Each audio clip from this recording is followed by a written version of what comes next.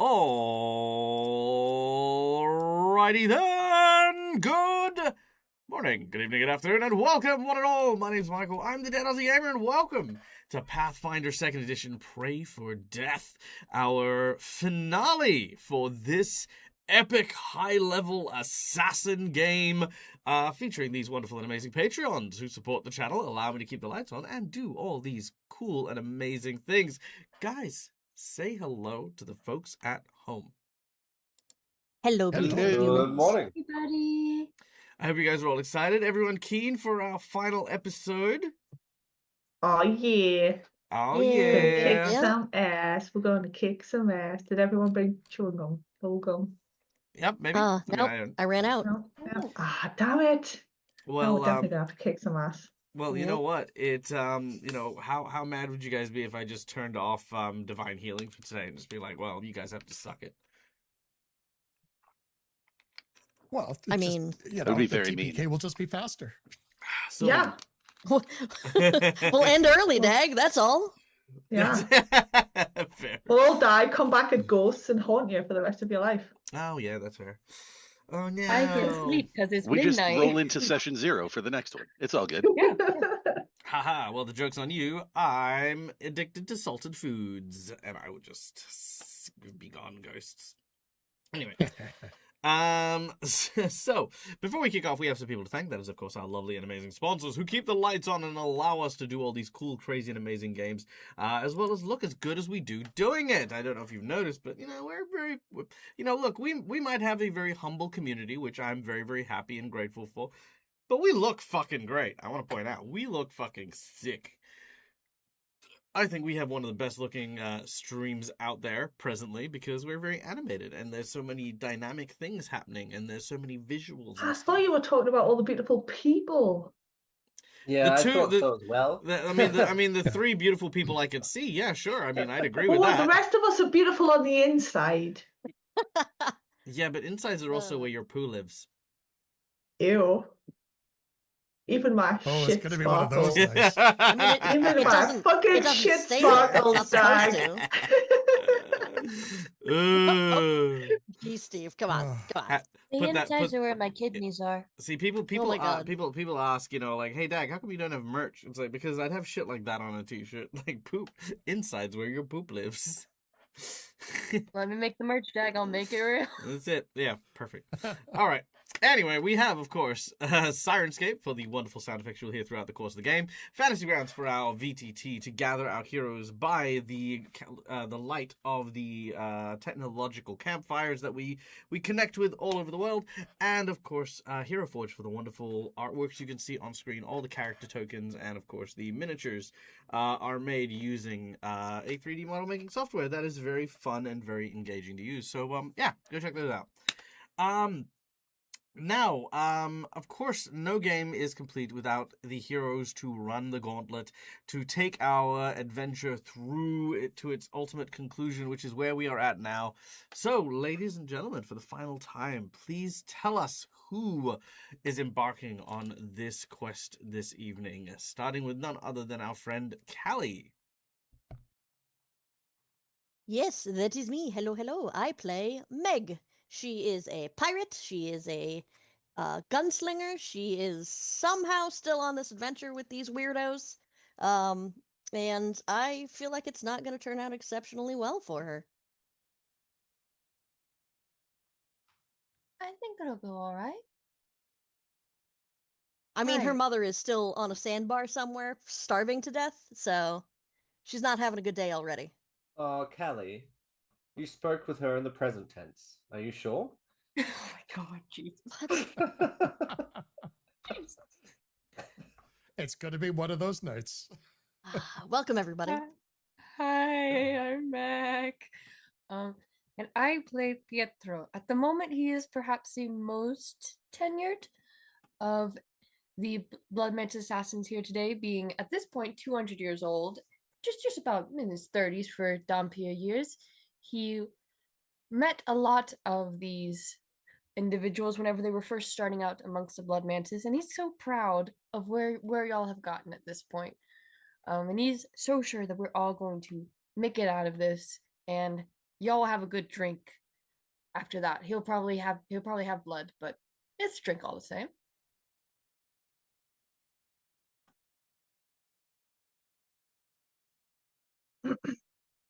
Oh, it's me. Sorry, I'm still not used to the order of things. That's not on this one. Hi, I'm Laura Bones, and I play Naish, who is a good boy. He's a good boy cleric of a cheesecake who, was happily in his library just defending books. Now he's defending these weirdos, and also his god, possibly from bad things.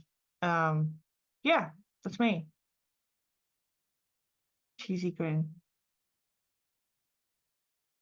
Hello, I'm Lucas, Mr. Game and Art. I play Nikesh. He is a zealot. Everything revolves around Red Mantis, a Chakik. He loves it. He lives for it. And he's real pissed that they set him up. So he is just here to get revenge for him and his colleagues. And then he has a lot of baggage to deal with when this is over, or potentially just sort of shove down and never deal with it ever again.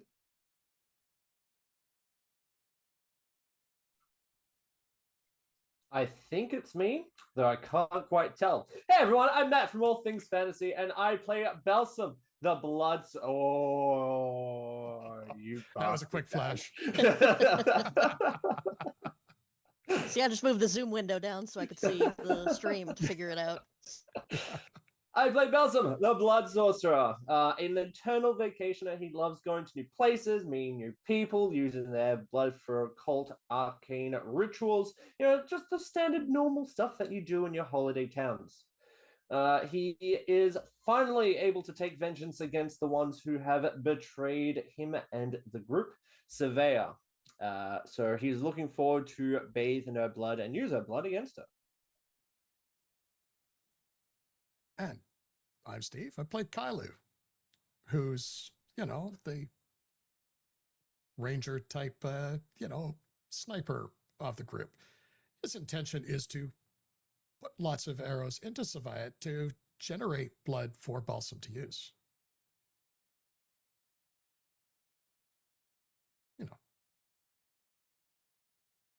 And Yep. that's fucking teamwork. Yep, sniper blood pack. That is Kylie. Yep. Fantastic.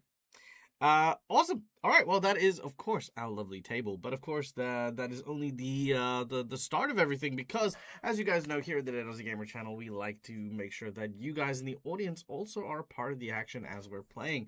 As such, we invite you behind the GM screen in order to influence the game, play around, and have a bit of fun with us while we are gaming. First of all, just by watching the show, you earn channel points that can be used in order to influence the game. Things like inspiration, wandering monsters, wandering bosses, insight checks, divine interventions, divine healing, all these cool stuff. If you have questions about them, ask about them, because they are all a lot of fun, and we run so many games, it's very easy to earn points. But if you want a little bit of help, hey, subscribers, you earn channel points just a little bit quicker as well. So we have that as well if you want to. I mean, technically speaking, I have been considering doing those gambling things that they do on Twitch. I know you shouldn't say that, but it's gambling, where you have to bet on the outcome of something, and you bet points and stuff. I was thinking we should do some of those, try and do at least one per session, but I don't know, maybe it's more stuff, and I don't like new stuff. Anyway, but yeah, there's that. But for those of you who want to help support the Dead Aussie Gamer channel and all of our cool stuff, we have, of course, the DAG Survival Check, which is what we use in order to make sure that we keep the lights on here. It covers things like my subscriptions, book purchases, all of the bells and whistles and stuff like that, so I can maintain the channel. Yeah, that's it right there. And if you wish to, you can get some more tangible effects from the game as we go. First of all, for $5, you can give a hero. Fuck, I forgot to tell people about this, and I should. They don't want to. So just so everyone knows, every time I get a monetary donation as well, because I'm in currently fitness mode, every dollar goes towards a set of something. So every donation is a exercise, and the monetary value of that is the number of reps I have to do for that exercise. So $5 donation will not only give you the hero point or jinx point, but also 5 reps of an exercise of my choice. I will take suggestions, of course. Shit like burpees will count for 3 of an exercise because it is 3 parts of a thing. It's like I will not do 50 triathlons, it's just not happening. But there you go. So yes, there we go. So $5 we have hero points and jinx points, which are red marks and purple marks. Red marks are hero points that can be used to stave off death, petition the DM for stuff that isn't in the rules, and roll with advantage. Jinx points can be used to counteract. Wait, I can pay for pain? Shut up. Yes. Jinx points can be used to counteract hero points, make bad guys roll with advantage, or complicate things ever so slightly. And just for today, I will also knock 10 hit points off Laura's character. For $5, boom, that's it. Just then, of course, for $10, I will draw from one of 2 decks. I have a deck of plot twists, which, of course, are these little narrative prompts. I will draw a random card from said prompt, and then they will be inserted into today's game. That's just how that'll work. The other $10 donation is a roll on our really, really cool Roll and Play book here by Roll and Play Press, which has a bunch of really, really cool tables. I'm actually not sponsored by these guys. I just think this is super cool, by the way. Just FYI. Basically, there's a whole bunch of different rules and rolls that you could possibly do. They could find magic items, there's magic encounters, we can corrupt things, a whole bunch of cool stuff. So I will find a table and have a roll for that during the course of the game today. That's more of a random thing, whereas the narrative thing is more of an improv thing, so it depends on your vibe, depends on what you feel like. For $20, we can give someone a golden natural 20, because sometimes shit just needs to work, and that's how a nat 20 works. For $50, I will either draw from a deck of Harrow cards, which are fortune-telling cards that will, of course, be predict the future of our heroes, and if our heroes follow through with it, then they follow through or reject it. They will get a boon, a magic item, or a favor from the creature within. This is the Avalanche card. And because this is our finale, an extra special boost, they will also summon the power of the creature to help them when the donation is given, instead of just the stat boost. So whatever the creature is, it temporarily gets summoned for 3 whole rounds to do whatever it does, which could be good, which could be bad. Who knows? But that's what happens. The boss buff is the other $50 donation, which basically we just make things more difficult, make things more challenging, which we don't need. But hey, if you want to do it, we can. Basically, we make things even harder. Secret menu item. This is going to be amazing because this is obviously, I always do this for the last games as well, because secret menu items are a big donation. They are a huge contributor to why I'm able to afford the channel and stuff like that. So I do want to make sure that they're more than just one-off, one-game kind of things. And because this is the final game of Pray for Death, it makes the secret menus a lot harder and more difficult to kind of come up with. So with this one, we're going to go with something nice and easy. When we begin our new campaign, the secret menu item will be a character of the donator's choosing will receive a Blessing of Akachek, which will also include a favor from the Red Mantis, in which they can simply submit their favor, and a Red Mantis assassin will come to try and dispatch a particular target for a payment, of course. But it'll be that, and of course it'll be one of our wayward assassins here that will come to lend that aid. So that $100 secret menu item is a near, and I say near, surefire kill of anything shy of a book boss, and as well as a blessing from the Red Mantis as well. So there you go. We've got like a cool little secret menu item there. We also have a $50 donation from the wonderful and amazing Schooly Eye. Schooly Eye, you bastard. Hey, Dag, the final boss could use a couple nat 20s with a plot twist to aid the twisted plan. Fuck you, Laura. Thank you, Laura. But also, damn you. Okay, hold on. So, let me just do that real quick. So we have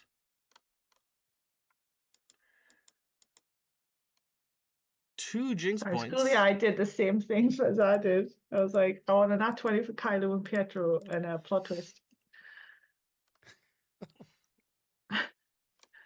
Well, All right, thank you. Kailu and Pietro and a plot twist. Ease. Thank you. Okay. Kailu and Pietro. Kailu and Pietro and a plot twist. Done.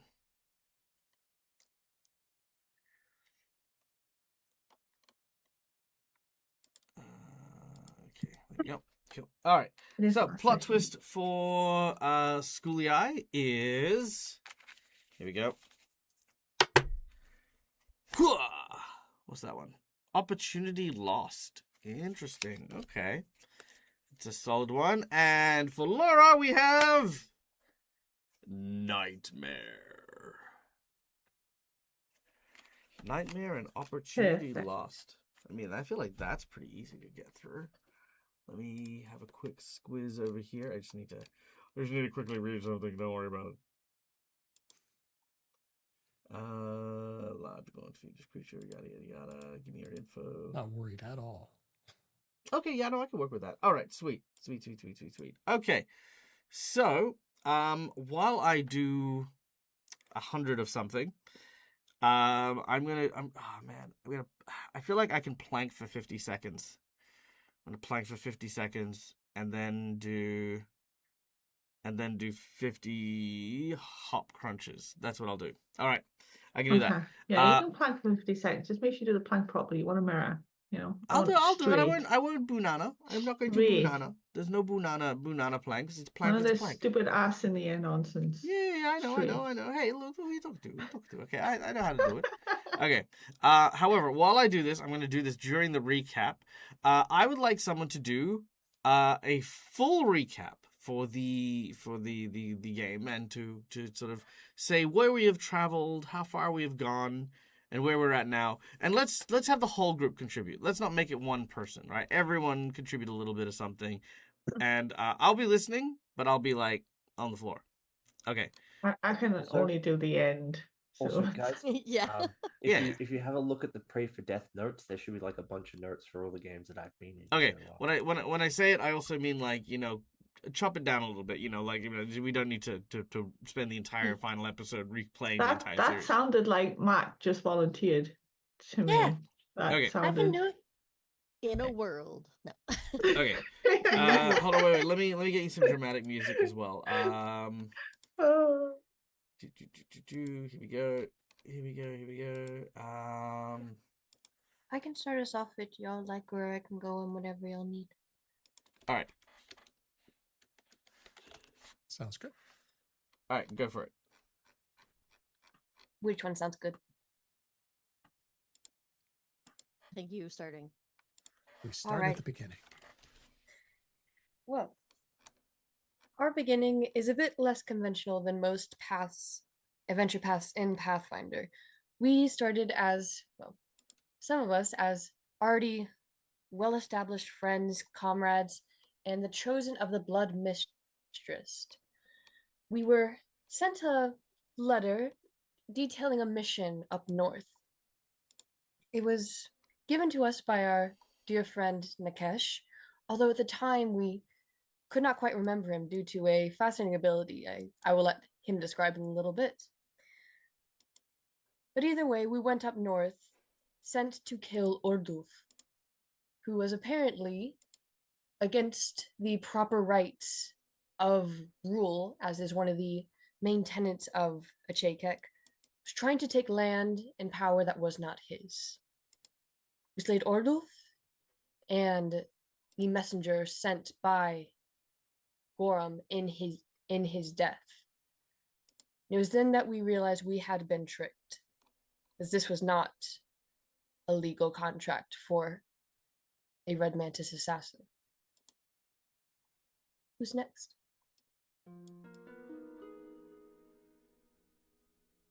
Well, So- we got. Oh, go ahead. No, you said first, you go first. Okay, fine. So, we became hunted. following all of the stuff because we were red listed, and we ran for our lives. There was an interesting fight. We were the kill team that found us first. Was turned upon by one of our acquaintances who was also in charge of it, and he ended up killing them and reported us dead. So while we were running for our lives, we were dead. We ended up, for various reasons, teleporting onto the, what's the island? The Pirate Island. Where shenanigans ensued. Turns out that Kailu had an ex who was rather pissed off at him. We convinced the pirate captains to send us for stuff, and we left a couple of our original party with them for surety that we were going to come back.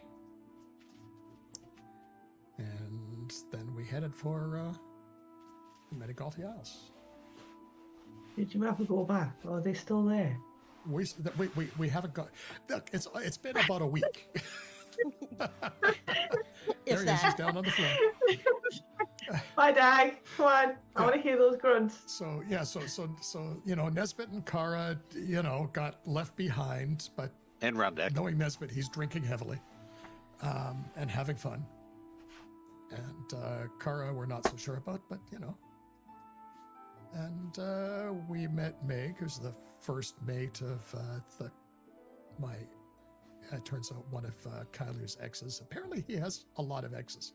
The player had no idea that the character had exes, but so be it. Yeah, I mean, there were various shenanigans at sea. We ended up at land. Who wants to take it from there? Once we got to the Isles, the home of the Red Mantis assassins, our next goal was to discover who in fact betrayed us, who sent us on the mission to kill Ordolf in the first place. We started asking around the town, and we got some information about a pair of brothers. Wait, did that happen first? Yeah, a pair of brothers who might who might have been behind or working for the person who betrayed us to begin with.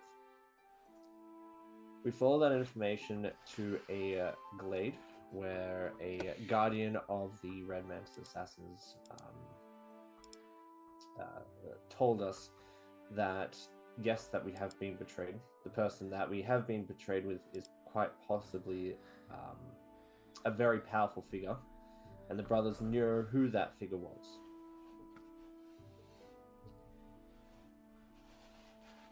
Meanwhile, we ran into a person who we had somehow forgotten by the name of Stephen, who turned out to be Nikesh. Now, Ganesh also had some connections with the Red Mantis assassins, in particular to a cathedral and the Sisters of Serenity.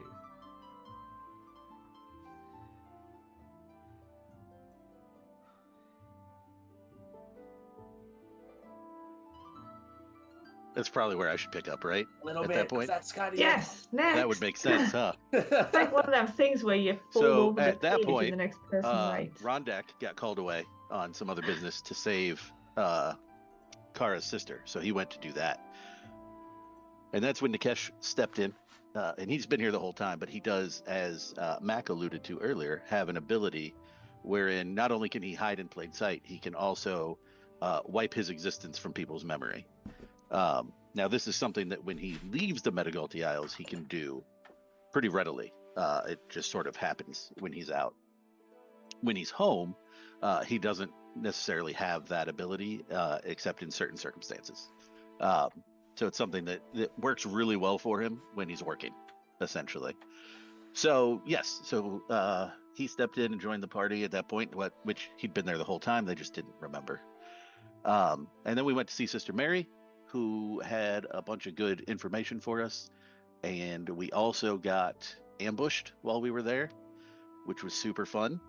Her doing, because she thought we were guilty. So we had to defeat all of them and her And then we had a nice little heart-to-heart after she whooped our asses pretty badly. She decided to put her faith into Nikesh rather than into her orders at that point, and then let us go. And she took her own life after that. And because she knew she was going to get killed anyway, so she finished the job for them, so they didn't get her, essentially. Later on, we went to the auction house because we had to get I think it was the bow of the ship that was part of Meg's story, the ship that her parents were on when they went missing. While we were there, also up for auction were Sister Mary's eyes, which Nikesh stole from the person who bought them because he couldn't let those fall into anyone else's hands. I don't remember if we got the bow. I think we got the bow of the ship, didn't we? I'm pretty sure we got it. And We bought learned it. some things. Yeah, We that's bought it, important. yeah. Yeah, And it was my uncle that was on the bow as well. So that's right. Yeah. So at that point, that's where we learned about your stuff. If you want to go there. I mean, no, because Just a quick. So is Nikesh still carrying around these eyes, or like? Was it? Yes. So they are in a jar in his bag. But if you recall, while we were in the library, there was a dark corner where he went and he did a sort of little ritual by himself. If anybody is to see the jar, there's only one eye remaining in them. The other one he squished as sort of her penance for betraying him, because she betrayed I'm him trying to think of the several Top Gun times. spoof. You know, where he's still got his mate's eyes. It's Yeah, a lot so he better has than the it- one, which he will eventually get preserved in a glass orb that he's going to wear as a necklace as a reminder.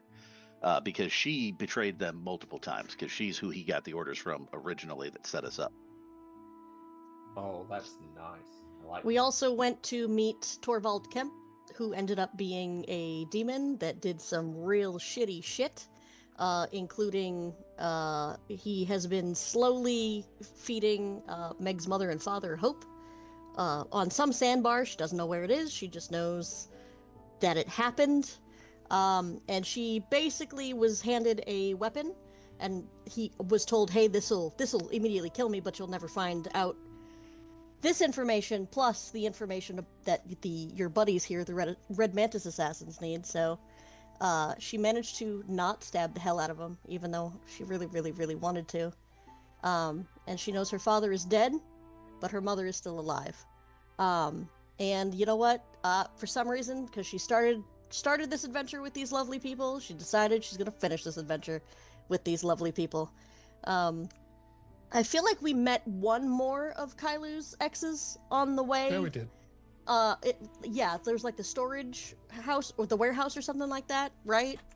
Yeah, that was where we met Liliana. So real quick, from down here. I was just like, we met one of Kylo's exes who was like a storage house, and I'm Right, just like, no, wait, what? in a storage Outside house. the storage Very house. important part of the story.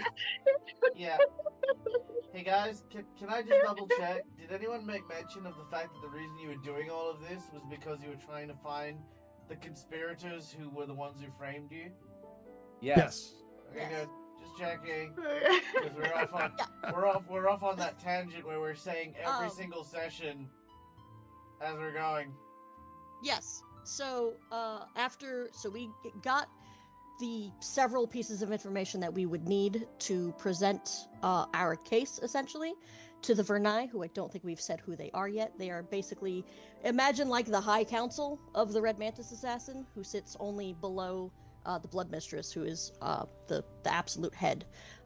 So these guys, well, me as well, I guess, we all got arrested, I believe, to be brought in to plead our case. But accusing a Vernai is kind of a big deal. But Nikesh actually pulled some shit just directly out of his ass, and I don't know how he did so well.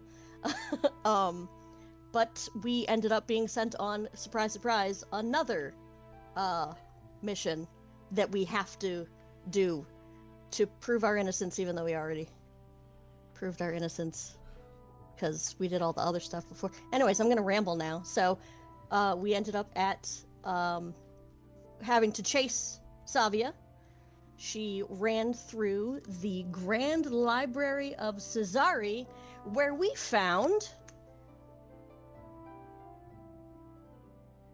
Niche. Oh, right. yeah. Oh, that was a cue.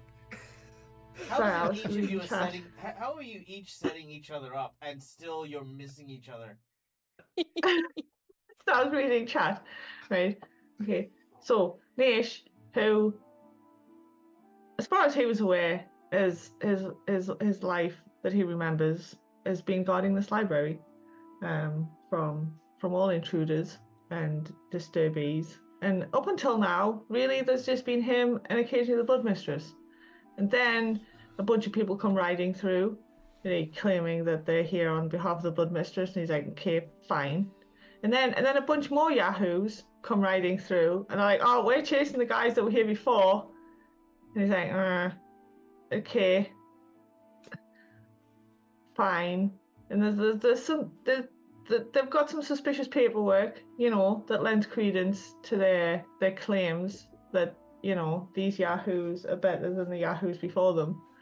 So we go through a few trials, and Balsam doesn't fare too well in the trials because he's a traitorous scumbag, and he deserved everything he got. But hey. and at this point, Nisha's like, well, Kylo just it seems quite weak and dies a lot, and Balsam's a traitorous scumbag, and Meg worships some weird god that he's not quite sure of. And Nikesh and Pietro at this point seem, okay. They haven't died a lot, and at least they seem honourable. So we go through the trials, and then, Balsam fails, but then in the end, he pulls it out of the bag and does agree to, do what needs to be done, and he passes the last trial, and off we go through the library on various adventures. We come across some lion folk that tell us some things. What are the lion folk called? Can't remember. It doesn't matter. It's not important. They tell us a few secrets about what's going on, and we travel through the library some more. Some bastards are chewing up some books, so we get into a fight, which causes some contention, but it doesn't matter. We win the fight and we move on again. And then there's a portal and an angel, and I do believe at this point, is it Nikesh and Meg that make a deal with the angel while we're fighting the bad guys to yeet us through said portal, to chase after Savia, who is trying to kill the Blood Mistress, which Nisha is not happy with. So we step through the portal into the realm of the gods. Da, da, da, da. And there's a huge battle going on between the gods and the Red Mantis assassins on the beach, and there's blood and guts flying everywhere, and Gorum stomping about the place, which, that's a whole God of War going on right there. So we're a little bit,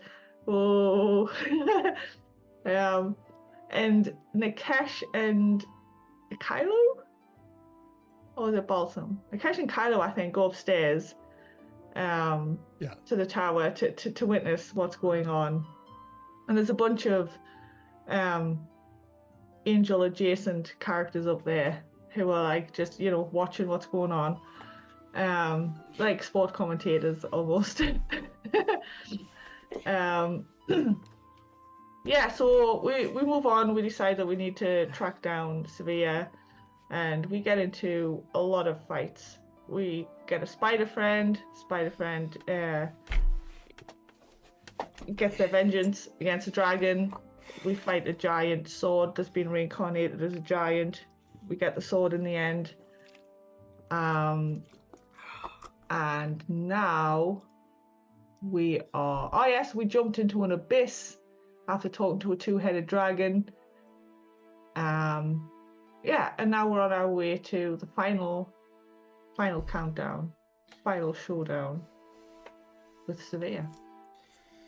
And Balsam's been making sly deals on the side, as Balsam does, because he's a shady cunt. Sorry. Whoa. Worse. Which very nicely brings us to today's session, which is our heroes emerging through the portals after having leapt into the abyss on a leap of faith finding themselves in a realm of blood between realms. In this space, they find Savia, who is impressed that they have managed to come so far and exceeded expectations. Originally, Savia intended to just have our heroes out of the way, as she intended to take over for the Blood Mistress and become the new leader of the Red Mantis Assassin. As this transpires, or as this occurs, our heroes are loosely tempted by, for a moment, the thought of working for a new Blood Mistress. But, however, loyalties run deep and revenge even deeper, as Balsam, who is now a servant to Calistria, the god of trickery, revenge, and lust, poised themselves to spring an attack. Despite the best efforts of Savia to try and turn the party to her side, the conflict was, much like the death of Aldulf Bloodcaller, inevitable. And it is here we begin, as the demonic benefactor of Savia has now appeared amongst the group, roaring with lashing tendrils and whipping vines. Our combat begins. Everyone can roll initiative. May I go last, Jack? Yes, you may. Grazie. Wow, we have to roll initiative. Usually. No, I've I never will roll rolled it. initiative before. I'm I gonna don't know roll how to do it. I just Okay. say it because it's dramatic and it is what you say. Okay. Okay, fine. All right. The first to go is... Oh, wait, what's that? You shouldn't be there. Get out of here, you. The first to go is Takeda is the monk from Takeda before? is the monk. Okay. He did not follow you through the portal, did he? I don't. No, I don't believe think so. he. I thought No, he did. no, he didn't jump across. He let you pass, but he didn't jump into the abyss with you. Nakesh, you are up. Okay. I really want to go kill the traitorous chick over there, but I should probably deal with the venom anglerfish lizard thing in front of us. Not a bad idea. So I guess I'm gonna do that. It we're snaps gonna and do- hisses. Oh god, my stuff is running so slow. I don't like it. All right, we're gonna do. I forget what it's called. That's alright, your swords are fast. It's true. It's true. They are. Oh god, what is it called? I gotta find it. There's a thing that I want to do. Oh yeah, debilitating strike. That's what we're gonna do. We're gonna do that.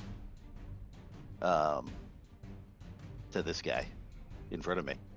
Also, Dag, I have a question for you for the combat. I now have a thing where every attack I do does sneak attack damage. Does that apply automatically if I just click them as off guard?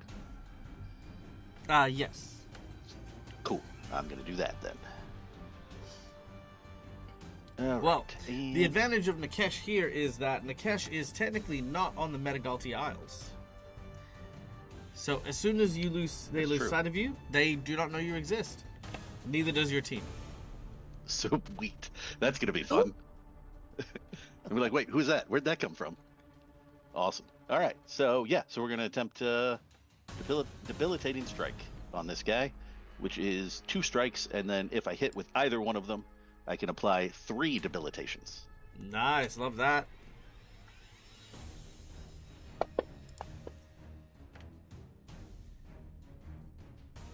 Damn.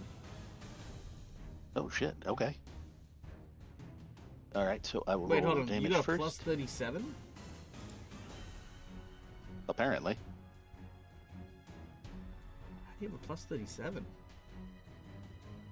I mean, it makes sense, I think. I mean, I've got a plus Yeah. I mean, I have the runes and stuff on my weapon. 34, and I'm just I've a got a cleric, plus 34, so... yeah. Oh, okay, okay.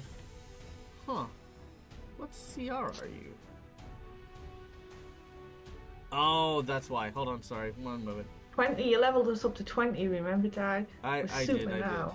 did. Sorry, my bad, my bad. It's all you're Um, doing. So You forgot to level up the monster. I forgot to level up the monster. Okay, so the monster's AC is 45. Okay, so not a crit. So it's not a crit, no. A regular Gotcha. hit. How do I do that? Because it's going to automatically Can you, crit if I. re-roll the attack. I'll Okay. work on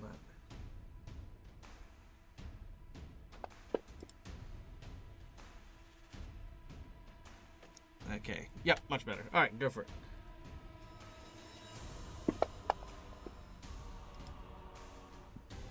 Okay, 31 points of damage to the creature. And that one misses. But since I did hit once, Mm-hmm. I get to apply. Let me find it. Oh yeah, I should probably change your All right. name to Steven. I like it. So he will be taking the bloody debilitation, which is 3d6 persistent bleed damage. All right, can you drop that on him? That's a good question. Can I drop that on him? Let me see. Bloody debilitation. Hello? No? Maybe? I don't know. Can I? That's okay. I can do it. Thank you. And then he also gets... what was the bleed? Sorry. 3d6 persistent bleed.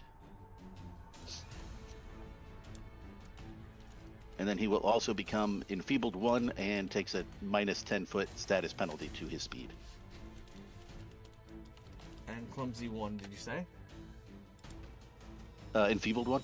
Oh, enfeebled 1, not a problem. Enfeebled 1, done. All right. Done and done.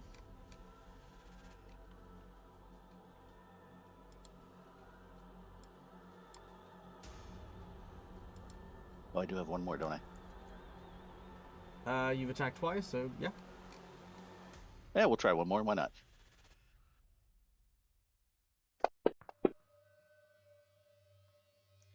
Solid Sweet. hit.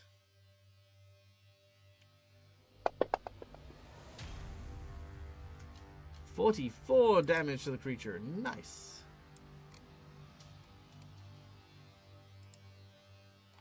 All right, that's me. All right, we then go to Savia.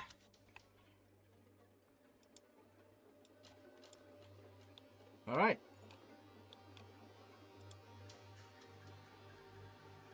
I think you recognize this spell pretty easily. Savia is going to move, to begin with, to here.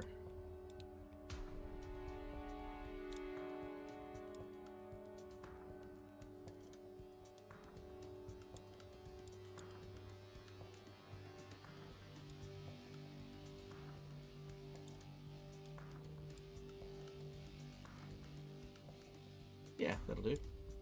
Alright. So yeah, she's gonna move to there.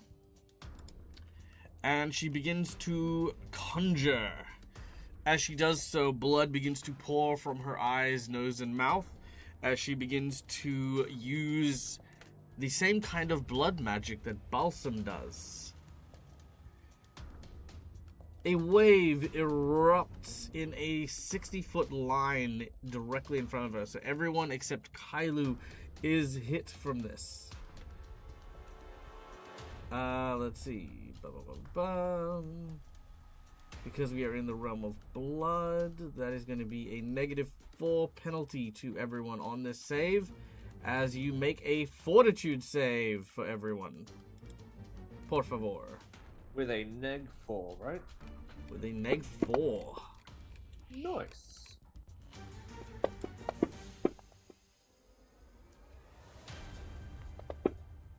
The DC is 43.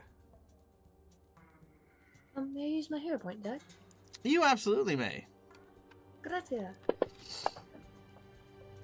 Actually, how many hit points do you have? Sorry? How many hit points do you have? 288. Yeah, I'm gonna jinx point and burn that hero point. I'm going to use Grit and Tenacity Grit to reroll and, mine. Grit I'm and just gonna tenacity. roll with that nat 20 that I rolled because. Okay, 1 second. Let me do that. All right. So what does Grit and Tenacity do? Once per hour, I can reroll a failed Fortitude or Will save with +2, and I have to take whatever it is. So if I critically fail, that sucks to be me. Oh, actually, you know what, Pietro? I will give you that hero point. Never mind. I'm not going to use the jinx Oh point no. for it. No, crit failed is death. Yeah. Yeah, I thought it was Sweet. double damage. It's not double damage. It's just straight up you die. You just. So I died. might die right now. Let's do it. Potentially, yeah. You just. All right, let's see it. Ooh, worse, but only by 1. All right. You're still good, I believe. Does that I include the understand. -4? I get +2, so I downed it to -2. Oh, okay, cool. Yeah. Easy. Okay. So, Naish succeeded and got a critical success. You are unaffected. You place your hands together and you find yourself connected deeply to the will of Akachek, and the blood seems to pass over you without harming you. Your faith is strong. The others, however, all fail. In doing so, each of you may take 100 void damage. Ouchie. Except for May? Kailu, who is not Well, in range. apart from Pietro, because do you not heal from void damage? Oh, shit, I do. Yeah. there you go. Like, wow, forgot that feels that part. great. Thanks. Thank you. So next time, fail it. Yeah. This I've feels got so great. much energy. Well, no, because keeping in mind, if they crit failed, it's not void damage, it's death. Yeah.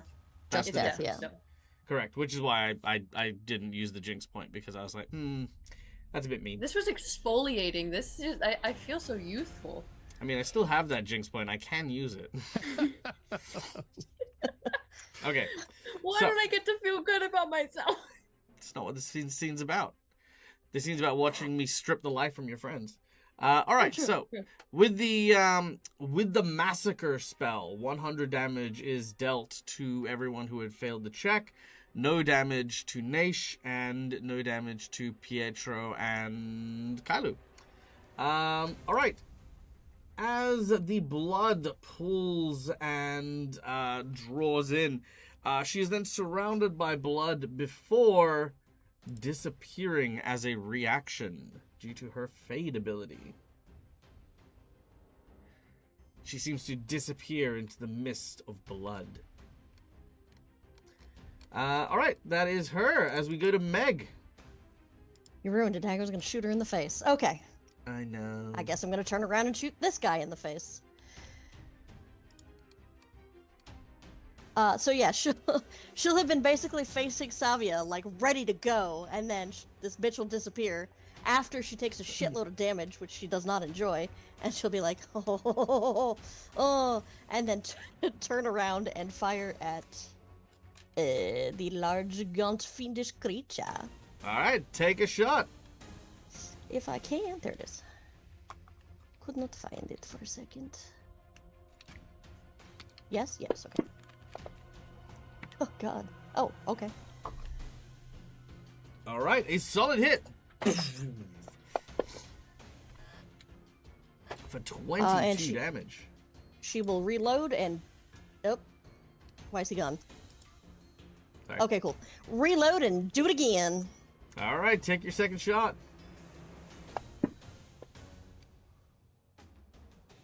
Nice, another hit. And For she 19 will damage, dang. mention something about smelling of elderberries. Ooh, I like- All right. Yeah, and reloading is an action unless I use the thing that I just got, right? Sorry, I'm trying to yes. look up what the hell it's called, but okay, cool, yeah. Okay. Kailu, you're up next. Okay. Does True Sight help against what she just did? Yes. Okay.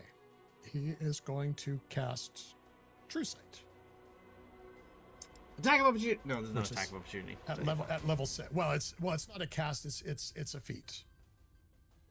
Okay. So it's actually true perception is what it is, Nice. but it's essentially the same as a True Sight So what does it do? thing. You can see things within 60 feet as they actually are.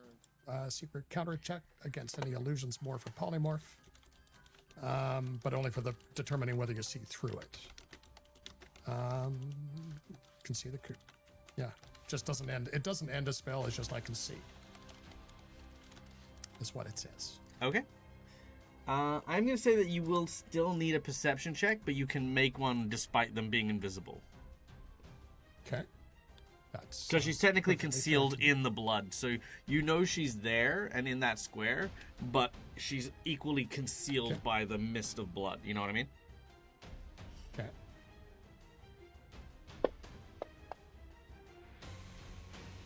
Yep, you can see her. Easy.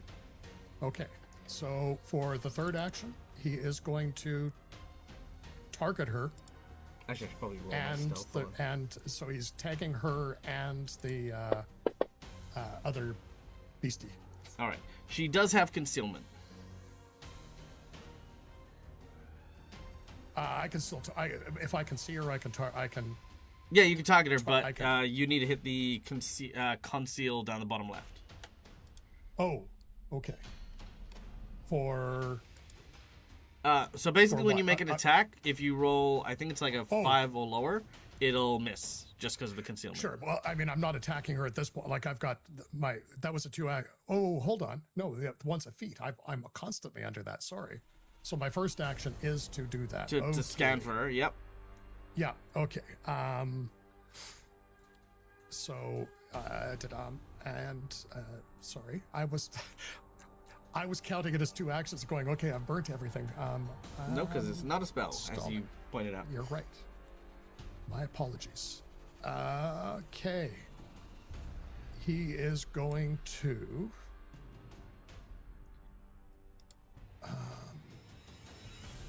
Just 1 second. I have to double check.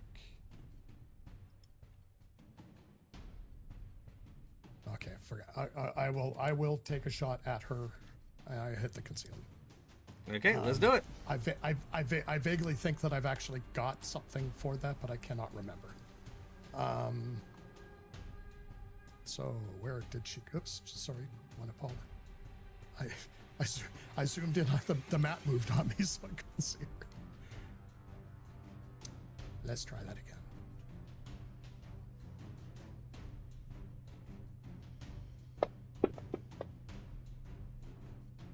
Wow. That is a miss, unfortunate. Okay. He is going to.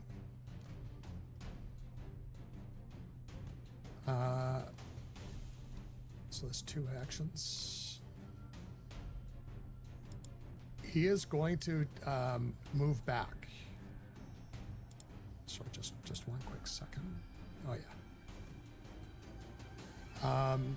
He is going to move back over to. Is that going to give her cover? Like, is this hill there? Is that just art, or is that actually cover? Rudimentary cover. Nothing too big. Okay, I'll just. Okay, I mean, I'll just try to keep an angle on it. Well, I mean, if it's not going to give her any extra cover than the concealment, then I will do that. Okay, so that's 3. 1, 2, 3. Okay, done and done. Which is then going to bring us to the large creature themselves. Let's see. Seeing you attack Savia, you become threat number 1. Step 1. He activates for free his Soul Siphon, giving him bonuses to his attack, damage, and some temporary healing. Whenever he kills a person, this will now drain and add more stuff. He is also now bending the light, making it difficult to see him. He is going to go for you, Kylo. Anyone with an attack of opportunity may take it. Actually, hold on.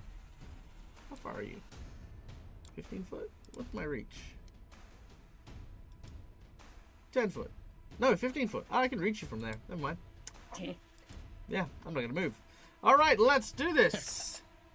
He is going to lash out with his elongated tail and start whipping at Kailu.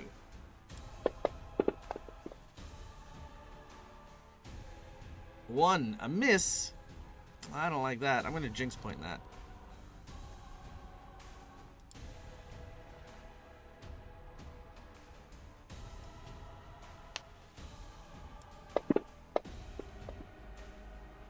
Much better. I'm going to jinx point that. No. Kylie, why is your portrait of Kara? Because I made an He accident. missed her. I actually sent you a note. When I was messing with the sheet, I accidentally changed portrait. Ah, I see. The token didn't change, but the portrait did. I see. I apologize. Well, let me fix that very quickly. But it wasn't in a file I could find. No, it wouldn't be. I mean, it should have been in the same file, though. Well, I couldn't get to it. I think it was, I don't know. It was a different folder. There you go. Thank you. You're Makes me feel better. Okay, good. You're welcome. I was not happy about that, but it was. Okay, so as the tail lashes out and whips at you, we have an essence drain. Let's see, essence drain.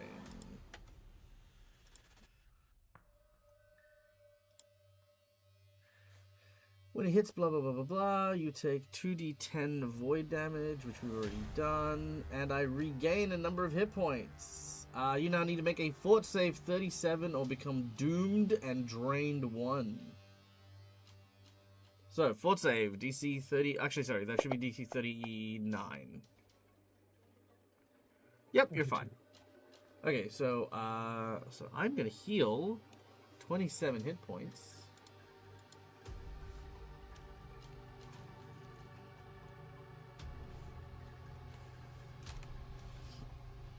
And then I'm going to hit you with my bite attack with my jaws.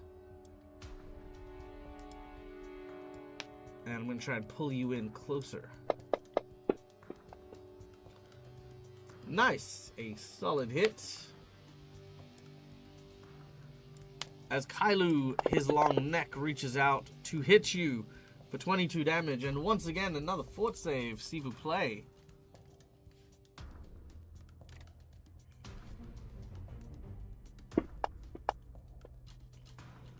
Oh, not so good. Oh, no, 39's fine. 39 is the DC, so that's fine. And you are now grabbed, so he now grabs you and drags you back in. And with his final action, man, you don't look injured at all.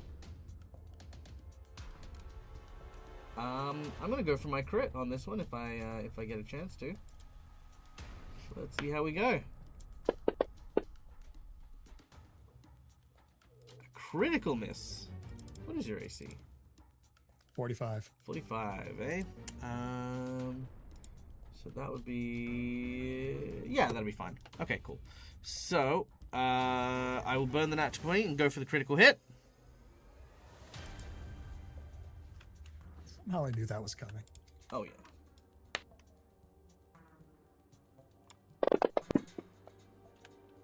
Which is going to be 41 points of damage.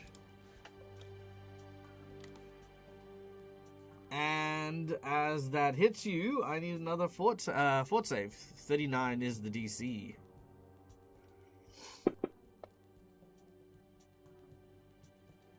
Ah, okay, well, you are still fine. Just avoiding all the stuff. Okay, so the tail lashes out at Kailu, and as Kailu takes that first hit, this long neck bites down and wrenches Kailu back. Kailu is now grabbed by the creature, who is also concealed. Oh, hidden. Oh, they're also invisible. Well, for the most part. I'll give it that. Cool. Done and done. Okay, after that, Balsam. Oh yeah, the bleeding. Cool. Actually, yeah, the temporary hit points will block that. Cool. Okay, cool. Yep. All right, Balsam, you're up. Oh, and my crit roll. Everyone's I do have a crit yeah, roll. do the I crit forgot. roll. I do have a crit roll. Oh, yeah. Let's see. That was a melee attack. Roll a percentage. Here we go. 14. That's gonna give me nothing on a crit. No, nothing. It's got a good hit. All right. Balsam, you're up. Everyone's turning invisible. Belson feels a little bit left out, so as he's covered in blood, he's going to use the blood, Surveyor's blood that's on him, and he's going to slowly go in and out of focus as he casts disappearance on himself. Or attempt to, I should say. Which means that Balsam disappears. He becomes shrouded from everyone's senses. He becomes undetected not just to sight, but to all senses. I like to think is that the clogging taste and smell of blood starts filling up the room, making him almost impossible to detect by taste, smell, or sight. Nice. That will give you the hidden condition, I believe, yeah? Yeah. Nice. So done. All right. Yep. You kind of copy another version of what Savia has done. And then I'm going to start, Belsam's going to start moving up here. But that is a condition that you can just apply. Okay, cool. Yep, you move over to there. Done. Anything else? That's 3 actions, unfortunately, unless you allow Belsam to start, writing, drawing circles and runes and blood on the ground and beside him, but that's about it. Yeah, if it's for roleplay purposes, sure. Yeah. All right, Naish, you're up next.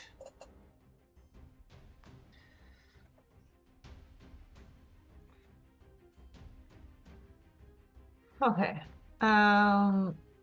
So Nish is going to say a prayer. Say a he is little going- prayer for you. yeah. He's just going to say a prayer to Chakek to grant him the foresight to predict the movement of his enemies as he casts the spell Foresight upon himself.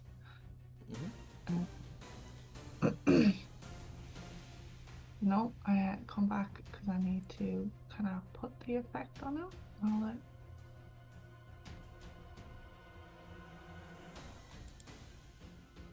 Okay, yep. And then he is going to move 5,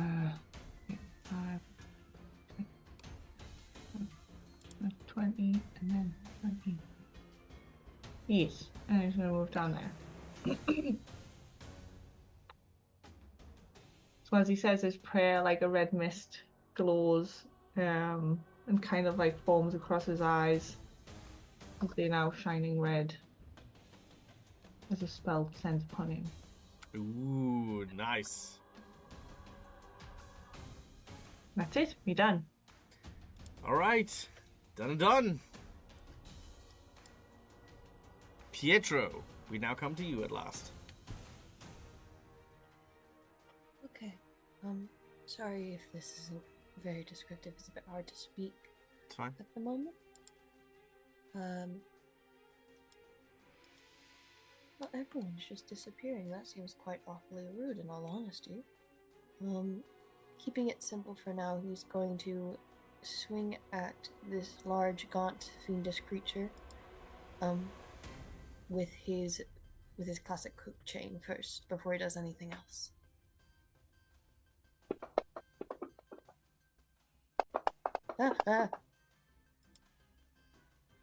Why were there two? Oh, the concealed. That's right. Unfortunately, while you did land a hit, the mischance as the light seems to bend around the creature causes you to miss. Not a worry. And then remembering that Savia is also currently invisible and Meg is behind him, he will use his next 2 actions to ready for if Savia reappears and attacks. What was that? Sorry? Yep, no worries. If Savia reappears, you're going to make an attack. Yes. Nice. All right, I love it. Round 2. Nakesh, we are back to you. Oh, I love there we you go. little graphics. I do too. I like the little graphics too. I wish there was a way to actually translate them onto the way I format my screen. Jack? Yeah? I think Marcus gave a roll. Oh, a reroll. Ah, yep, sure. Let's see. Divine intervention. All right, sure. Roll your concealment because that's all you really need. So just a d20 on its own. Yeah. Oh, aye. Ooh, that'll make the hit. Okay, yep. You land a critical hit on the large gaunt creature. Okay. And this may take a second. And I've never had a level 20 character before, so bear with me for this.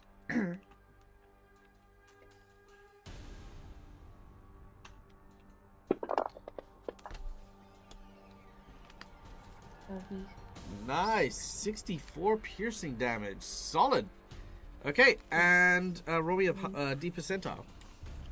D percentile will be 28. Whoa, that looked like it hurt. You score a regular critical hit. Whoa. Okay. And I have something at this level. Hmm. It's a battle cry. And I'll read it out. When you roll initiative, you can yell a mighty battle cry and demoralize an observed foe as a free action. If you're legendary in intimidation, you can use it as a reaction even when you can critically succeed on an attack roll while talking sword. Okay. Is it okay if I flavor the battle cry to instead be very disconcertingly his bat form kind of comes out a little, and specifically his throat rearranges itself so that he can do the bat screeches? Sure, not a problem.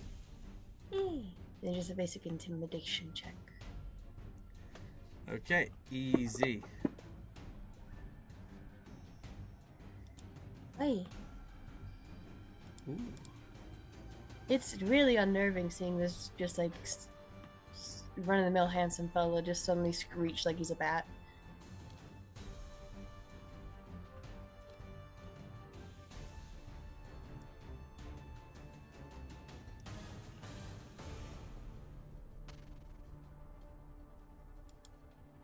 I like that image a lot. Just Pietro going, ah, or whatever. I don't even know. What's the bat sound? It's a series of clicks that are actually of the perfect frequency to mess with cameras. So it's but because he's a bat monster, it's a series of clicks mixed with a more guttural sound that I cannot replicate. It sounds a bit like how you might imagine a baghest sounds. Oh, yeah. Yeah, but it's that with like basically his neck just extends enough to have the right vocal cords for it, so you just see his neck extend in grain fur for a second.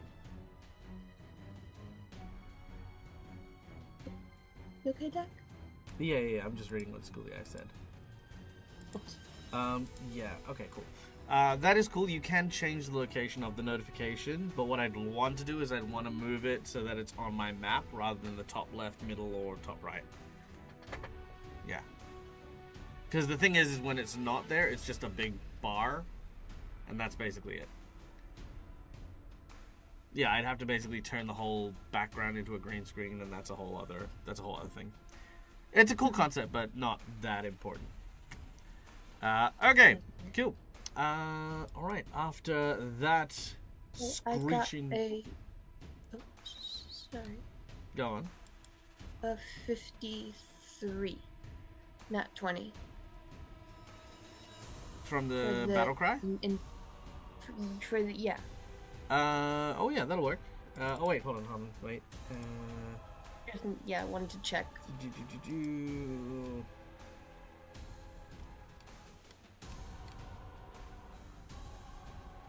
No, it is immune to many things, but not fear. So, yep, you get to drop that on him.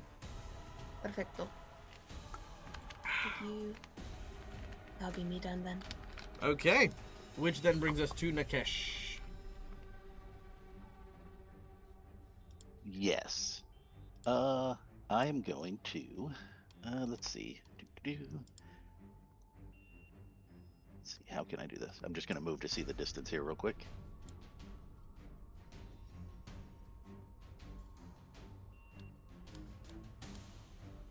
Okay, I should be able to get there, and I can pass over that hole because I have Cloud Step. So, Sure.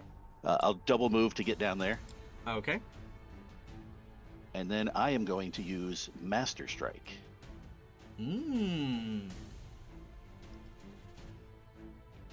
So, For the if I folks at hit, home who don't know what Master Strike is, yes, if I hit and deal damage to the creature, they need to make a Fortitude save against my DC. If they fail, they are paralyzed for 4 rounds. If they critically fail, they are either paralyzed for 4 rounds, knocked unconscious for 2 hours, or killed. My choice. dang, love that. All right. If I had a nat 20, I would use it, but we'll go with this. Okay, go for All the right, here we go. So, just a regular attack. Da-da-da. Yeah, she's still hitting as well. That would be a nat 20 on the attack. Whoa, that's Let's see. So it's if they make the nat 20 on the attack, that's when this triggers, or when they fail the fort save. It's when they fail the fort save. I have to hit and do damage, and then they get the fort save, and that's what triggers it. Okay. So this will just be a normal crit. Yeah. Okay. Cool. So so the damage is gonna go through. That's fine. I'm gonna leave that as is. Alrighty. Okay. Roll me a percentile as well, please. Ooh, 133 damage. oh. Sweet. It's pretty good. All right. Throw that up. That's Ooh, a 99. Okay, that is gonna Ooh, be. dude. The enemy is bleeding. So I'm gonna Sweet. give Savia 4d6 And Balsam licks his bleed lips. damage. And so does Pietro. Right. Snacks for everybody. Okay, there we go. All right, a deep wound. And that'll be a Fortitude save, and the DC is 42, I believe. 42 save, you mean? Okay, not a problem. Okay, let's see. 49.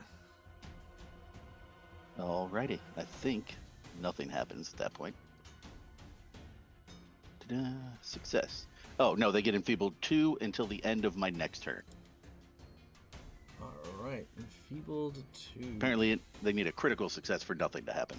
Yeah, that's usually the case. All right, done. Enfeebled 2. So double move and your slash. Is that it? Yes, yeah, that's me. Okay.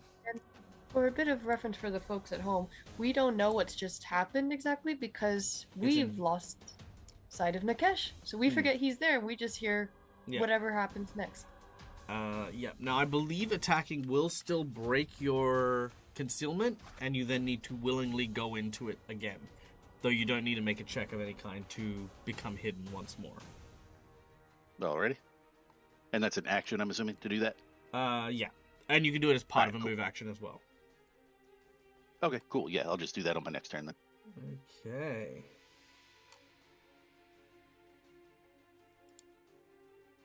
Let's see. I kind of want to do... I hate how many instant death effects she has.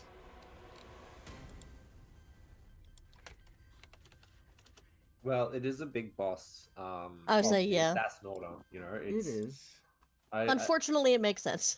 It makes sense, but I agree. I don't like it, but it does make sense. All Yeah, right. because it's so anticlimactic if it hits. It really is. But I feel like it might be the response to Steven? It might be the response to Steven. I mean, that's fair. That makes sense.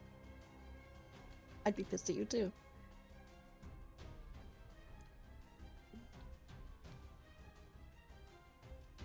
Okay. I like that. It's valid, but I'm gonna pout about it. Yes. Okay. Steven. Make me Yes. a will save, please. Okay. Let's see. Will save. Your target number is 47. No. All right. Yeah, 47. So close. All right. I should probably re-roll that, right? Because I don't want to die. I would highly recommend it. I mean, it won't be an instant death, but it'll be a very high probable of death. All right, I'm gonna re-roll it. We'll try it. All right, let's do the reroll. Well, that was worse. All right. Steven, as she looks into your eyes, she gestures in your direction.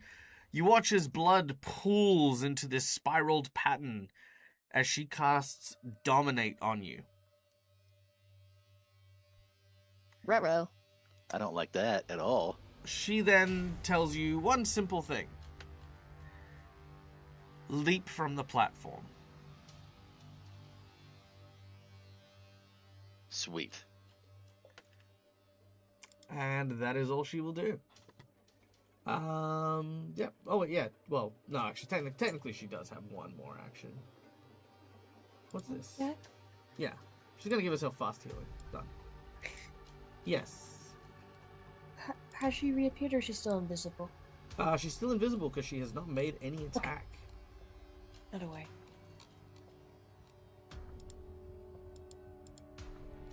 Oh, it's just not gonna let me code it? That's very weird.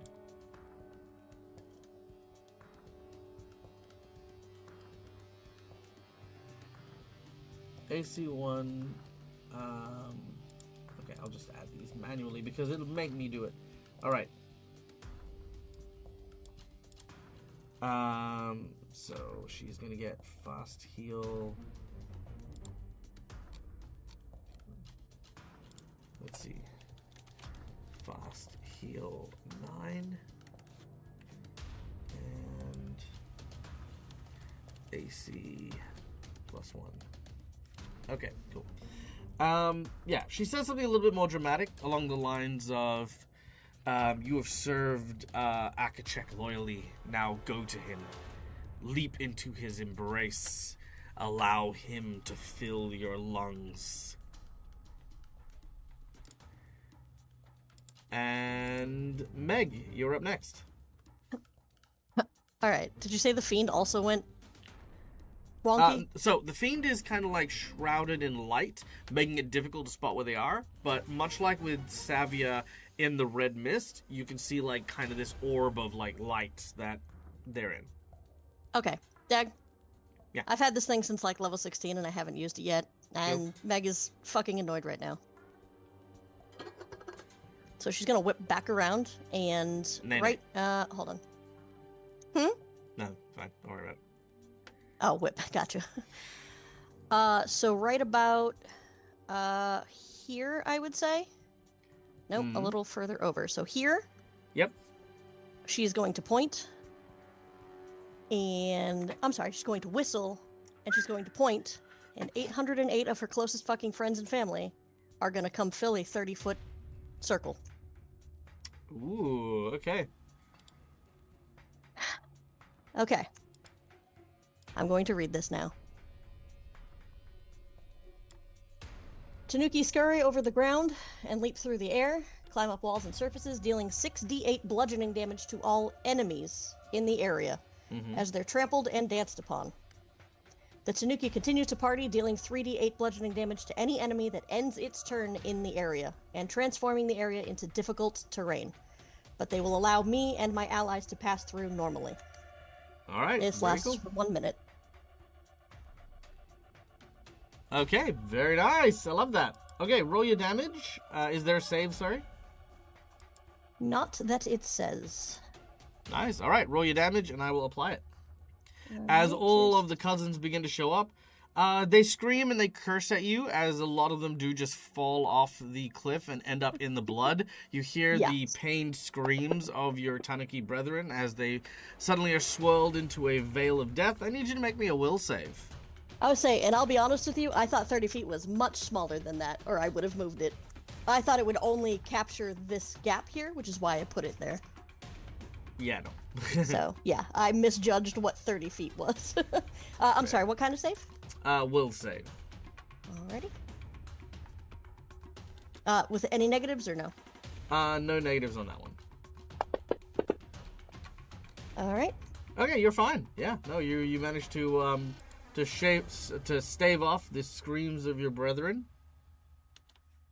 Well, thinking about it, they're probably all the ones that have died and gone to Elysium. No. Maybe? No? They're just random... Yep. Okay. They have been summoned from their daily day lives in promise of a festival, but instead have now been plunged into a realm of blood. You watch as they disappear, screaming in agony in a twisted maelstrom of blood and gore. Yeah? People will still die, but am I allowed to shift it because I didn't know what 30 feet looked like? Yeah, of course you can. Still your turn. I would probably put it in the center Is it a 30-foot burst or a 30-foot radius? I'd probably center it in this thing instead because we're all around that, but some should still fall to their deaths. So, well, I'm sorry. Given that's a much smaller area, I'd probably say burst. A burst. Yep. Yeah. So it's a burst. It goes around and then 30 foot, which actually technically means it should be 35 feet, but whatever. Okay. Yeah, I mean, look, it's a 30-foot burst. It should be a 30-foot diameter then, shouldn't it? No, it's 30 30 foot feet from from a the person. center. Yeah, 30 foot from the center in all directions. But that's an emanation. I thought a burst was a 30-foot. It took up a space of 30 foot, not a 60-foot 30-foot radius, because it's now 60 feet. Oh, you're saying cut it in half. Hold on, let me check that. Yes, but I'm curious because they're very specific. They have emanations. Pathfinder is very specific, so I'm just curious myself. Like, I thought a burst was 30-foot diameter. An emanation, a 30-foot emanation would be 30 foot, like, each side of you. But I could be wrong. I could just be talking bullshit. No, it is 30 foot on all sides. So it's 30 foot burst from a singular point. Okay.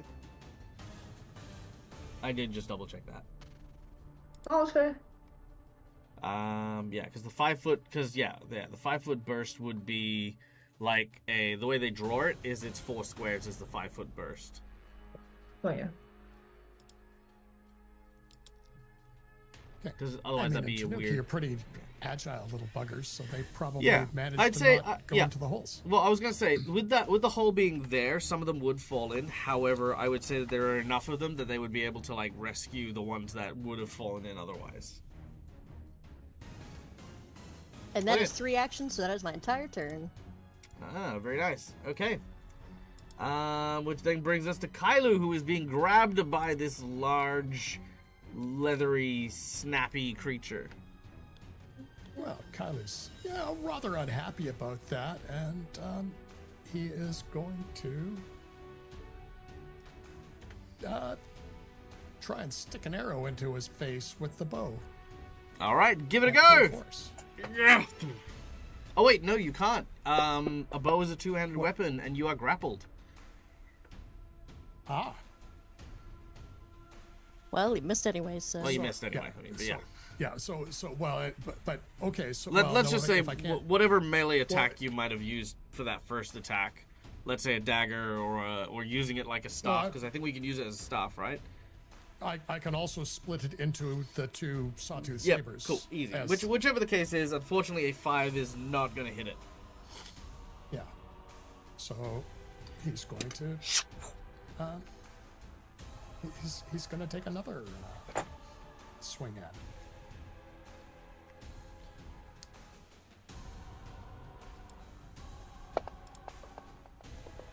Oh wow! A critical miss. All right, roll as a percentage. Can I hero point that, please? No. Yeah. Okay. Go on. Okay. I mean, now is the time for these hero points to get used. So. This is true.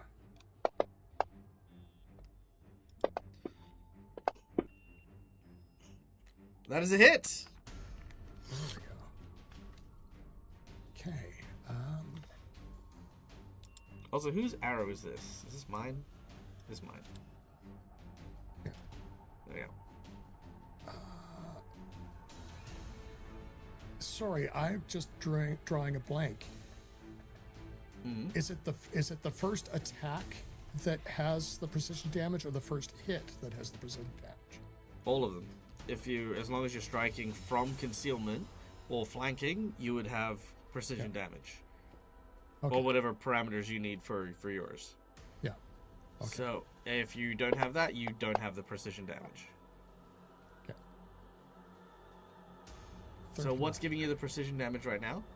Oh, well, that's the precision is like because he's still targeted prey. Oh, right, and you get I that get for all your target. Yeah. Cool. Not a problem. Yeah. All right. Right, you slash at him. He is, again, hissing as your blade slashes into him. He's unhappy. Not happy. Doesn't enjoy it. And for the final action, he's going to try and break free. All right, make an athletics check with a -5 penalty. Sorry, -10 penalty. -10. Yep. Yes, Pietro. I don't know. I got confirmed earlier that I think the fiend should be frightened too right now. Oh, because yes. of the nat 20 fright. The nat 20 demoralized means Where there did I was put that? crit. I thought I put the frightened 2 there. Sorry, my apologies. There we go. Frightened 2. Okay. All right, done and done. It won't affect Okay, its AC, but yeah. Cool. Yeah. Okay. My -10 and athletics, you said. Mm-hmm.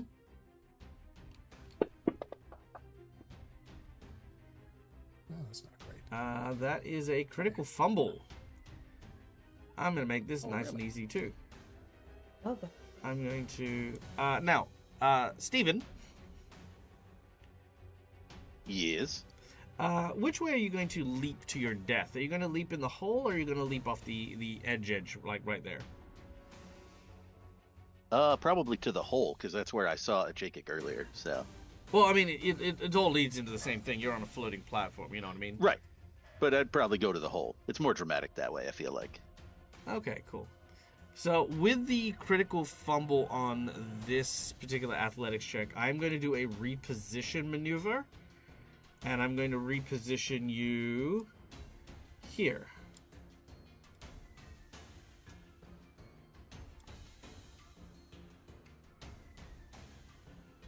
And I'm pretty sure you can figure out what's going to happen after that point. Pretty sure. Cool. All right. So as you've tried to sort of break yourself free, your struggling has caused the creature to stumble to here. Which, of course, the creature, very unenthusiastically, will release you into the pit of despair. Goodbye. How far down is this? Infinitesimal, I guess is the thing. It's down into the infinite abyss of blood. Okay. So you begin I your was thinking descent. more like, how long am I falling? Oh, I mean, potentially forever. I mean, I don't know. We'll come to that in a moment. So yeah, you are being thrown into the pit. Kailu, you are now... Oh, sorry, not Kailu. Pietro, you are now a clear and present threat. Also, Dak. Yes. I think I see what happened with the frightened. You've given it to Savia both times. Oh, god damn it. Okay. It's okay. All right. Pietro's not currently scared to Savia. Okay. That's what I did to it. Okay, cool. Okay. Because I was like, I'm sure I did it. I was paying attention. All right. Pietro. The Yes. creature is going to... Wait. Actually, Yes. I have reactive strike. Wouldn't that work with manipulates, as in releasing? No, Kailu? it's a free action. It's Oh, gotcha. yeah, it's not. What about the Just wanna make sure. reposition?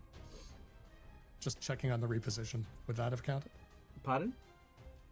Would the reactive have counted when he when the reposition? No, because it was a forced movement. Okay, cool. Yeah. Just wanted to check. Good to know. Okay. Right, hit me. Sure. I'm surrounded by new Tanukis. My friends are being thrown down a well. Make a fortitude save. I love how chaotic this clearly is right now. It didn't start chaotic, and then suddenly there's 800 Tanuki. And that will be a there we go. Well, slightly less. Jinx point. Do it again. A jinx point? How could you? Yeah, it's fun. How very dare you? Oh, perfect. All right. A crit fumble, which is actually also super bad. Because they are going to give you 140 persistent vitality damage. Oh. If that's if he maintains concentration. That's it. It's just, well, I mean, because you fumble, it's, well, normally it should be 70, but you do get a save every round. So, yeah. Yeah. Wow. Divine intervention. Well, that's oh, you get another reroll? Yep. Okay. How many of these have I gotten? Well, okay, let's see. They love Pietro. They do. We all love Pietro. All right, go for the reroll. Watch out. Oh no. Same fumble, unfortunately. It's all good. Thank you anyways, you, IT. Thank you very much either way. Look, I'm just gonna count this as bleed because I feel like that's gonna be the easiest thing to do. Okay. Now, unlike regular bleed, this is going to remain until he stops concentrating. Yes. Or you make the fort save. Okay, so that was 2 actions for that. And his last action, he is going to try to... You know, he's just going to move out. I don't want to be here. Goodbye. Can I use Reactor Strike now then? Yeah, sure, if you'd like. Wahoo! Actually, no, he's going to move... Where's he going to move? He's going to move... Yeah, he's going to move here. That's where he's going to move.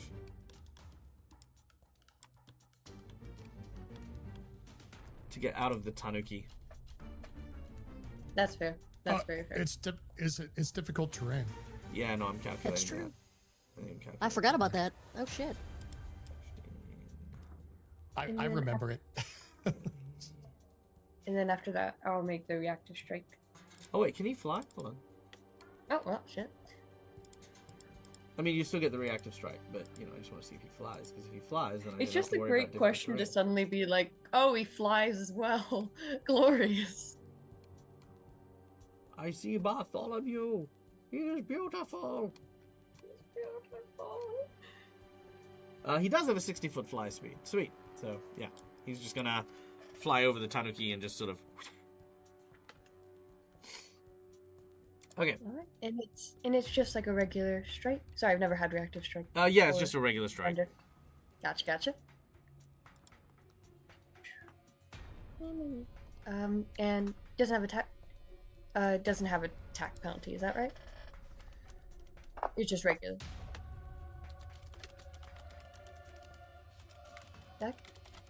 Yes. Okay.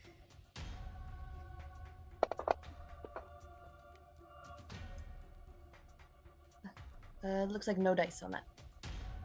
Okay, unfortunate. It's alright. More bleedy bleeds. Oh my god. So, yep, still bleeding. He hasn't been able to shake off the bleed damage from earlier. Balsam, we now go to you. Alright, so Balsam was drawing glyphs and runes to the ground. Suddenly, like a whole herd of Tanuki started showing up. So he's kind of had to like shove Tanuki out of the way to try to finish off his thing. He's going to spend 3 actions drawing glyphs onto the ground, and then he's going to take a drop of his blood, put it on the center glyph, and step away. As he does so, a tower of blood begins to springs out from the 10-foot glyph, and a dragon made out of blood with a cannon, a cannon with a blood dragon pops out of one of the windows as he casts Dragon Turret. He casts it right here, please. Alright. Which we now have the pretty little token that I made. Yeah. Now, Meg, I hope you're not attached to your family at all. I mean, I'm very attached to my family. Where do you want it? Right here? Yeah, right next to me, please. It's a 10-foot. So many of them are already dead. It is a 10-foot wide, 50-foot tall cylinder.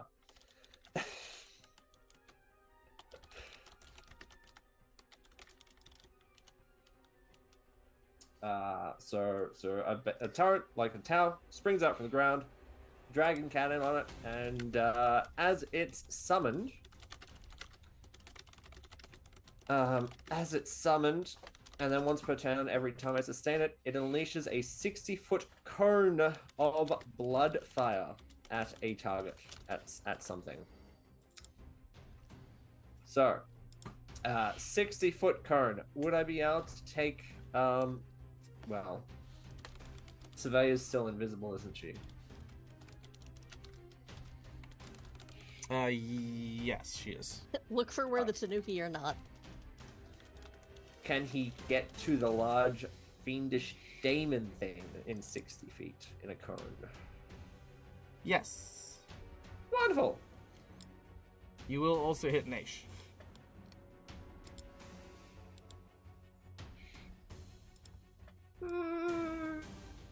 That is your 60-foot cone. Yeah, I mean...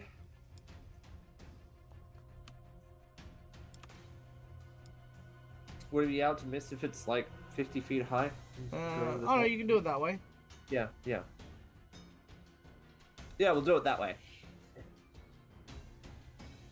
So, I can't actually, can I drop the reflex save? I should be able to drop the reflex save.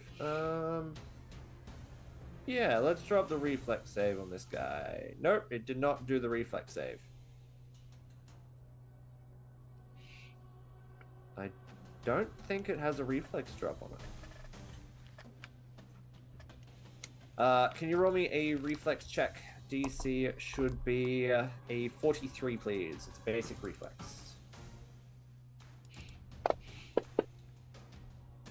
47. Wonderful. He'll take half damage. Actually, oops, don't. So half damage is half. Fantastic.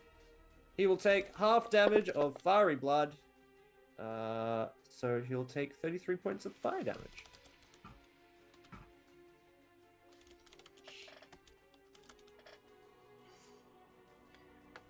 Okay, he takes 33 fire damage, which, weirdly enough, he is not immune to. Oh, well, that's good, because I was worried about that, too. Alright. Alright, that's the end of Belsum's turn. 3 actions to cast a Dragon Turret. Alright, done and done. Naish, you're up next.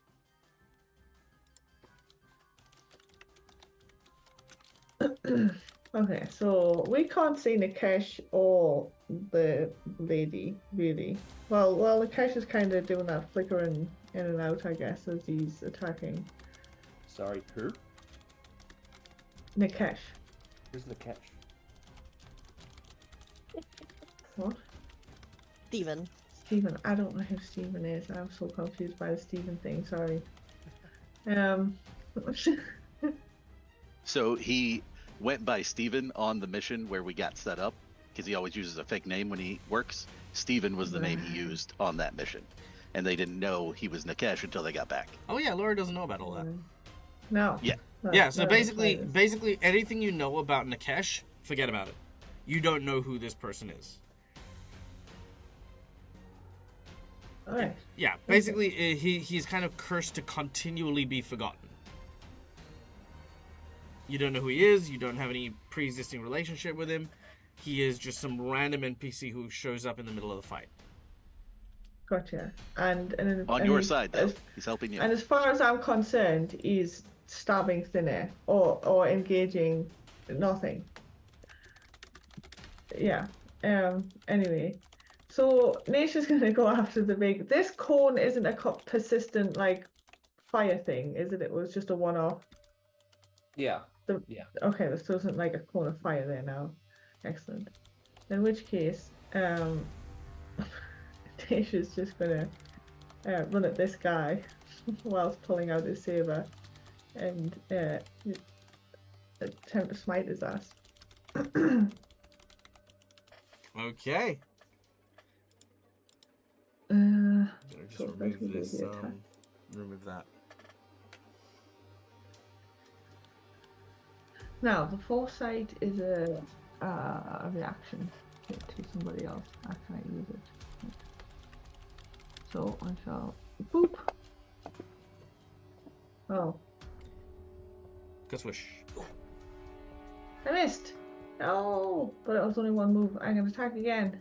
Get him! Get him! Get him! Get him again! Give him the old stabby. Oh, why did that roll twice? Because he's still concealed. Ah. No, but I just Which hit will him still last hit. time. Yes. In that case, he's going to. So the smite was on the first one, so that just kind of like failed. Smoosh, smoosh. That much damage.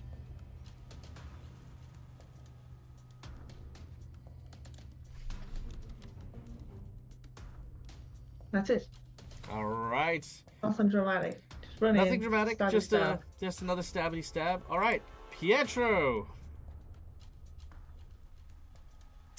It is your turn. Something does not feel right. You feel cursed. Something inside you is about to burst. And that is such a wonderful feeling.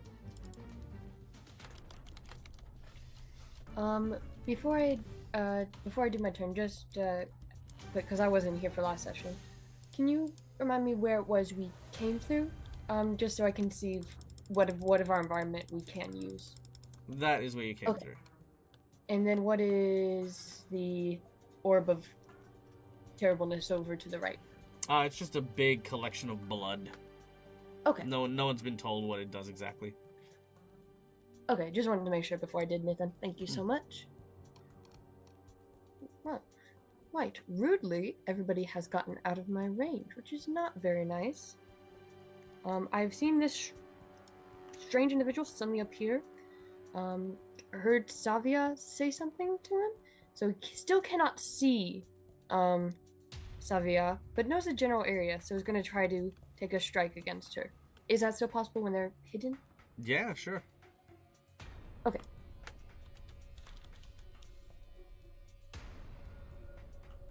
See, so I'll move up, and then there you are in the combat tracker. And it will automatically do the hidden for me, or do that check. It'll automatically do it for you. Good. Yeesh. That would be a critical miss.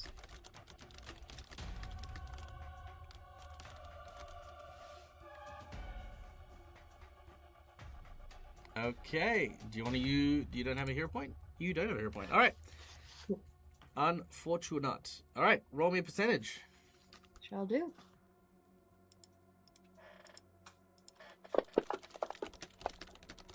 Uh, 47. 47.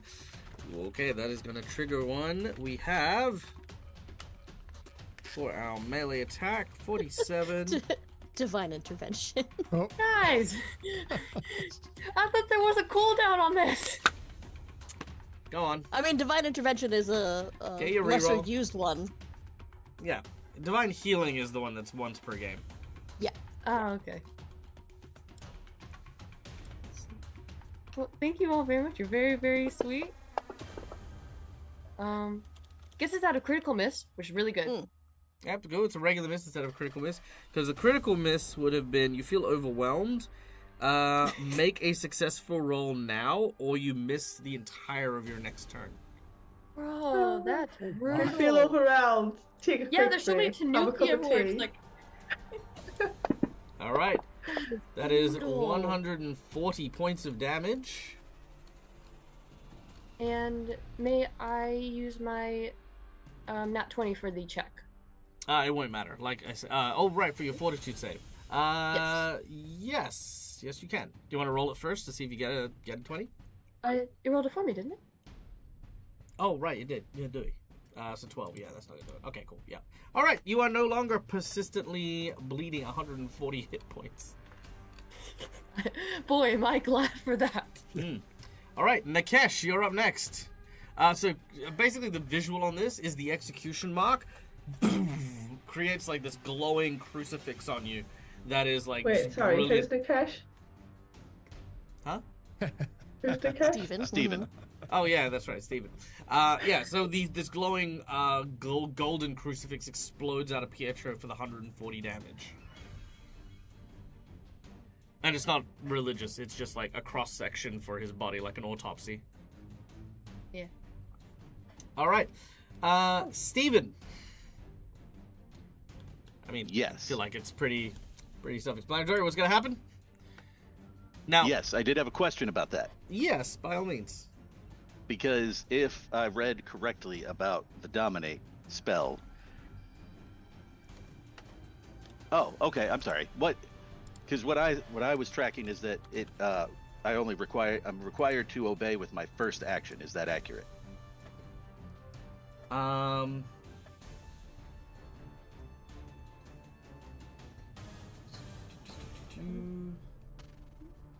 don't think I got my last action. Oh, you didn't? Sorry. I'll come back to that in a second. Just bear with Yeah, me no for worries, a man. moment.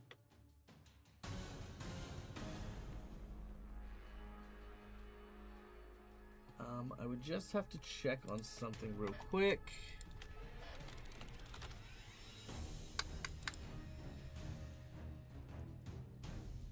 No, it's any of your actions to fulfill it. Okay, so I have to use all of my actions to do it? Yes, but once it's done, you're no longer under the command. So you are still dominated, but you aren't obliged to follow anything after you've successfully fulfilled the conditions of what you've been told. You know, you get told to stab yourself with a knife, you could stab yourself in the hand, and that still counts. You know what I mean?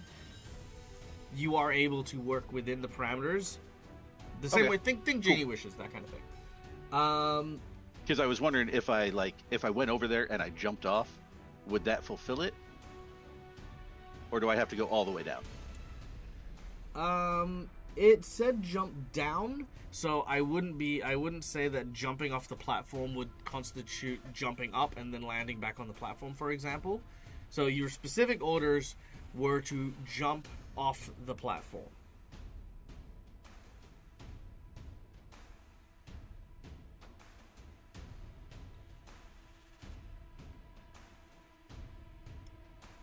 Okay, now while you're thinking about that, Pietro, you have one action remaining. Oh, sorry, I was muted. He's talking, yeah. No, I had a plan. If I walk over and off the platform. No, And it's there jump, is- jump off the platform is the thing as well. Walking off Okay. does not count. Right. So if I use, would that be 2 actions to walk over and jump off? Well, I mean, yeah, I guess you'd kind of like move over to here and then jump off. That would be 2 actions. Okay. Could I then, since I jumped off and technically fulfilled it, this is why I'm asking, because I have a plan if I do. Could I Well- cloud step back up onto the platform? With your one remaining action. Yeah, because cloud step just lets me move. I could step on air as though it were ground, essentially. Oh, yeah, you could potentially do that. But let's get Pietro's last action done first. I'll keep it simple, don't worry. It's just gonna be, I think I will use my last action to transform into the bat creature, if that is okay. Yep, not a problem. You transform into a bat creature. Dun dun dun dun. What did I do with your bat token?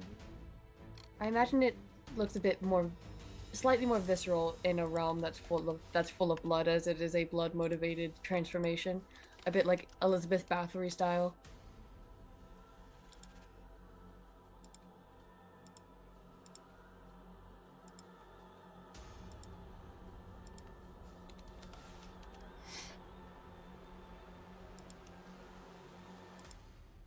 Okay, there we go. And you are now Bat Pietro. Done. Okay, cool. So, Nikesh, you have double moved to get over to here. Sorry, one move to get over there. One move to jump off the ledge. As you do so, you will fall as part of that action, which...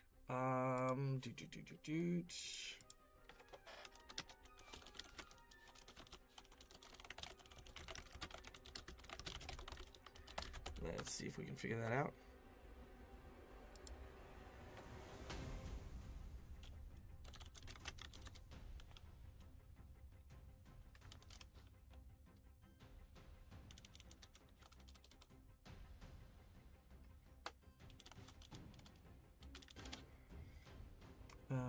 Let's see.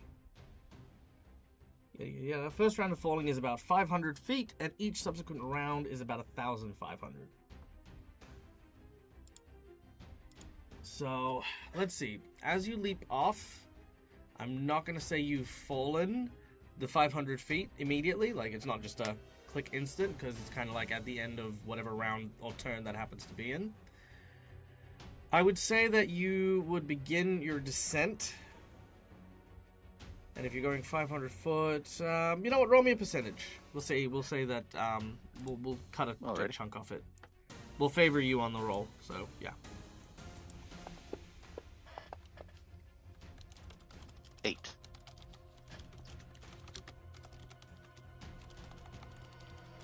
Okay, so I'm going to say that you've dropped down 10 foot below the platform. The platform has a 5-foot coverage, like to the lip of the well thing that's there. So you're 15 foot down. All right. So then if I could, I would like to use my last move action to cloud step up. And I have a 30-foot move speed. Yep, not a problem. So you can get up onto the lip pretty easily. I will say And this, though. You have seen that down below, Kailu is falling. Yes. But I have also seen Kailu fly. That's fair. Okay. Also, as part of that move, since you said I could do it, I'd like to do the thing where I go concealed again. Just so I don't get immediately pushed back off. You are... So, to be clear, you are dominated. You just need verbal instruction. They don't need to target you anymore. Right. I just want to be concealed when I come up so they don't see me come up. Oh, I see. Ah, nice. Yeah. Okay. Okay, yeah. You can do that as part of the move action. So while you are cloud stepping up, you can also re-enter invisibility. Not a problem. Yeah. Cool. And that's me. That's it.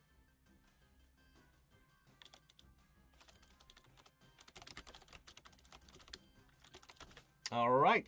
After that,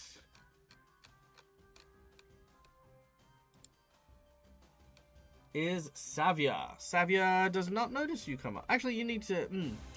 good question. Make a stealth check. Let's see if she can Already? just... I mean, it is still stealth, so she still does get a perception check.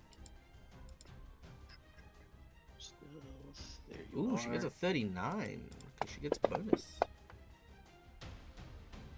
49. Okay, not bad. Let's... Yeah, she does notice you... she does notice you come up. All right. Not because she sees you, but likely because she hears the sounds of your footsteps as you, sort of land on the platform again. Would that at all be influenced by the sheer presence of Tanuki? Would that make it more difficult? Even if it did, 55, even if I did reduce it by 5, for example, it'd still see it. That's fair. Okay. So I guess she doesn't want to be there anymore. Oh, this could work.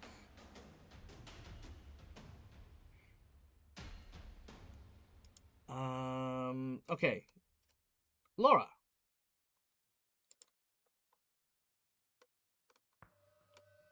What? I'm just over here being a good boy. Just leave me alone. No. I'm not gonna stay here. Make a will save. Why? No.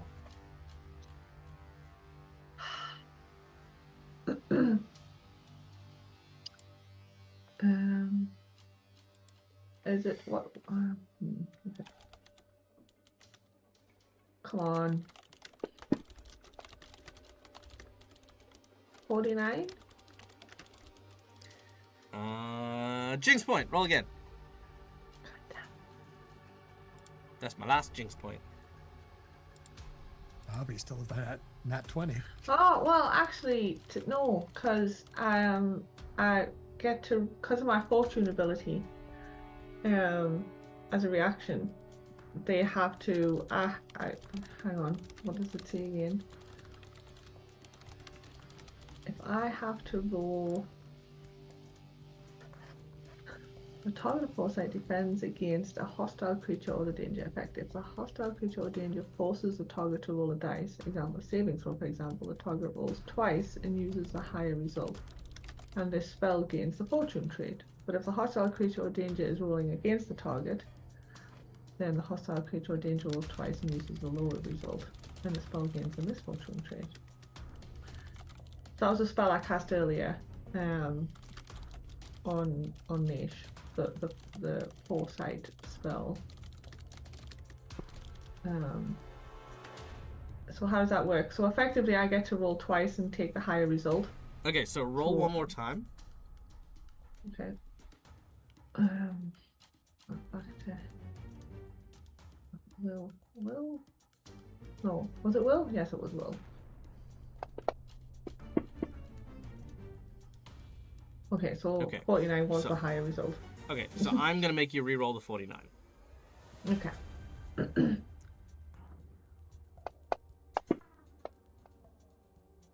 45. Ooh, that is. Let me have a look. Rituals. I don't want a ritual. I want a spells. Ah, man, you just make it. Can I penalize you some? Oh no, wait. No, I can't. Ugh. Heck, really? Well, yeah, right. You really want to screw Laura over? Does. No. That one's just to swap positions. That's all. There's a translocate spell. All right, she's just gonna try and move, and she's going to cast a spell, and Nish's eyes just glow red. Nice. That's the day, bitch. And Steven, you get told. Let's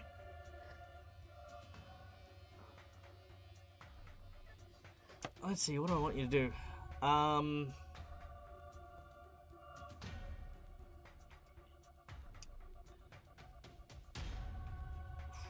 gonna roll her intelligence to see if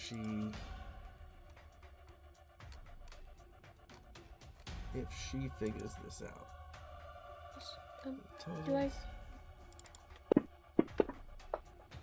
Yes, she is. Okay. She is going to tell Steven to kill Meg. Yeah, that's fair. Oh, that's rude. Yeah. Very specifically, she says that. I did make the check basically to see if she remembered who the hell that was. And, with all the Tanuki around and stuff like that, she doesn't want to say kill the Tanuki because she knows that you're likely going to just stab random Tanuki. So she names by name. Yes, Mac. May I try to take a reactive strike? She wasn't in your range, was she? I thought that as the bat, I have the 10 foot. Do you have 10 foot? I thought that's only if you're large. I mean, if you have 10 foot range, then yeah, you can, of course. As the bat creature, because I think I become large. We haven't ever fully statted out the bat creature, but I'm pretty sure it becomes large. Is that okay? Yeah, that's fine. And I think it's just a regular bite attack. Hey, Dag, I have a quick question for you. Yeah, go ahead. How do I get out of the dominate spell? Is there a way to do that? Is there a way to get out of it? Yes, to be rendered unconscious would have the caster rendered unconscious. That would be a miss. Sweet. by the way. All right, that is a miss, unfortunately. And Savia still has not yet cast any hostile action, so she is still concealed. Yes. All right. Is she bleeding though? She's not bleeding. Hooray! She will also take my 3d8 because she ended her turn in the Tanuki. Yes. Please roll your 3d8. 18 points of damage. Done and done. All right, Meg, you're up. Yes, I need to look for something real quick that I have never used before, but I know I can do. So hold on one second. Yes. Okay. I am going to... I assume I heard the command? Yes, you would have. It's very audible. Alright, cool. I'm going to change into a raccoon dog, which automatically puts me... hold on. Attempting to hide within the mass of Tanuki. How do I do that? Let's make a stealth check.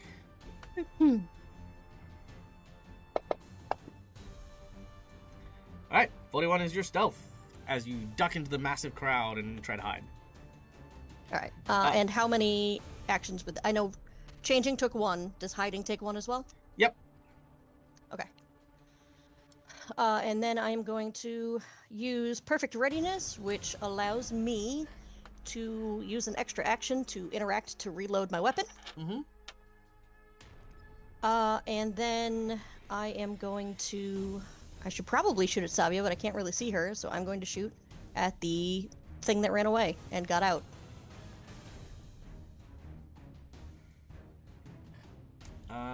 You're gonna try and shoot the thing that what, sorry? The gaunt, fiendish creature. Ah, yep, sure, not a problem. Ooh, solid hit! And it follows through with a critical hit! However, I am gonna play Opportunity Lost. As unfortunately you have chosen to stand up and attack the creature, you have broken your concealment, meaning that you are now visible once more. It's not concealment? No, when you are hiding amongst the things, you right, I'm one of them, so I look, you have to pick me out of the crowd. Yeah, no, but you're the one with the gun. Yeah. And my opportunity... Hang on, I accidentally added one, so I'm going to not...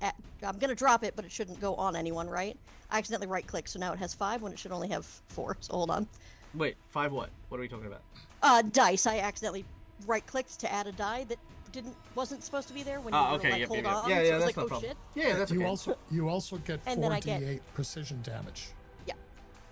So I'm going to roll that separately, just so I know what to add. Goddamn, okay.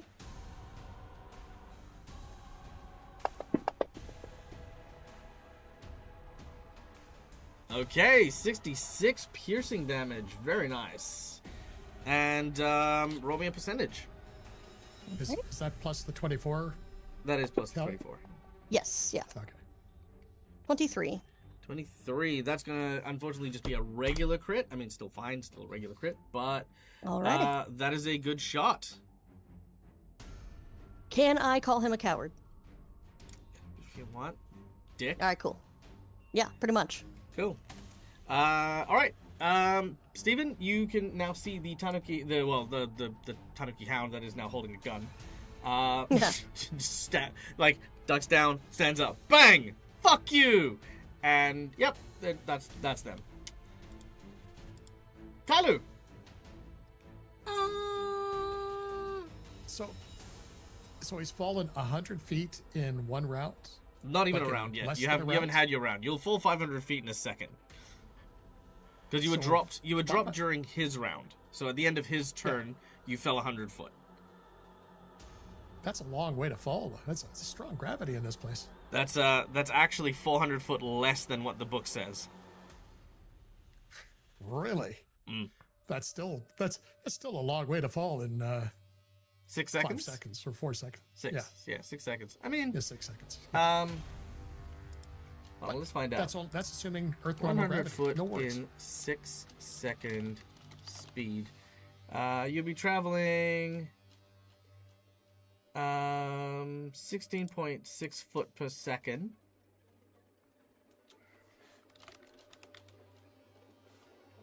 In non-freedom units, that is almost 20 kilometers per hour you're falling. Yeah, which is Yeah. faster than faster than a falling body can accelerate, but that's okay. Well, faster than I'd say it's also faster than like a general, like, you know, standard bicycle and stuff like that. Yeah. No, look, you're not wrong. You aren't wrong. Yeah, that's fine. No, I just wanted to double check the 100 feet.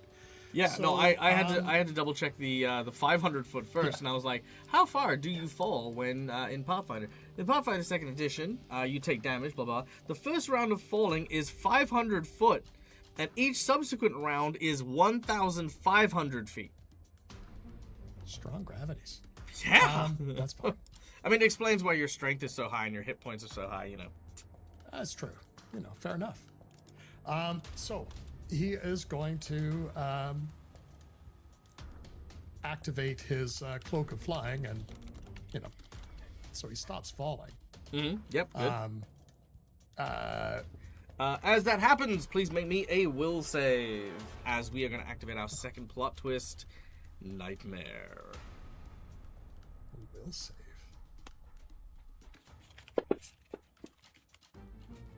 Oh, neat. All right.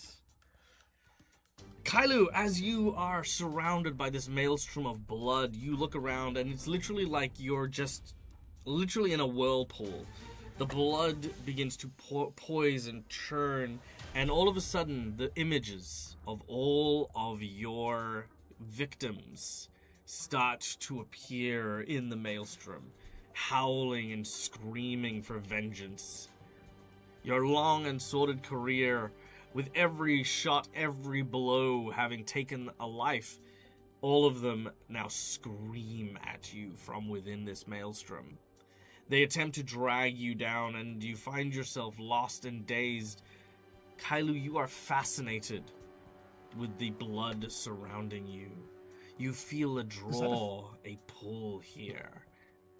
Was that a fail? That was a fail, yes. Yeah, well. So basically, Can I you're nat- slowed. You're fascinated. Basically, you have to spend one action just kind of awestruck by what you're seeing.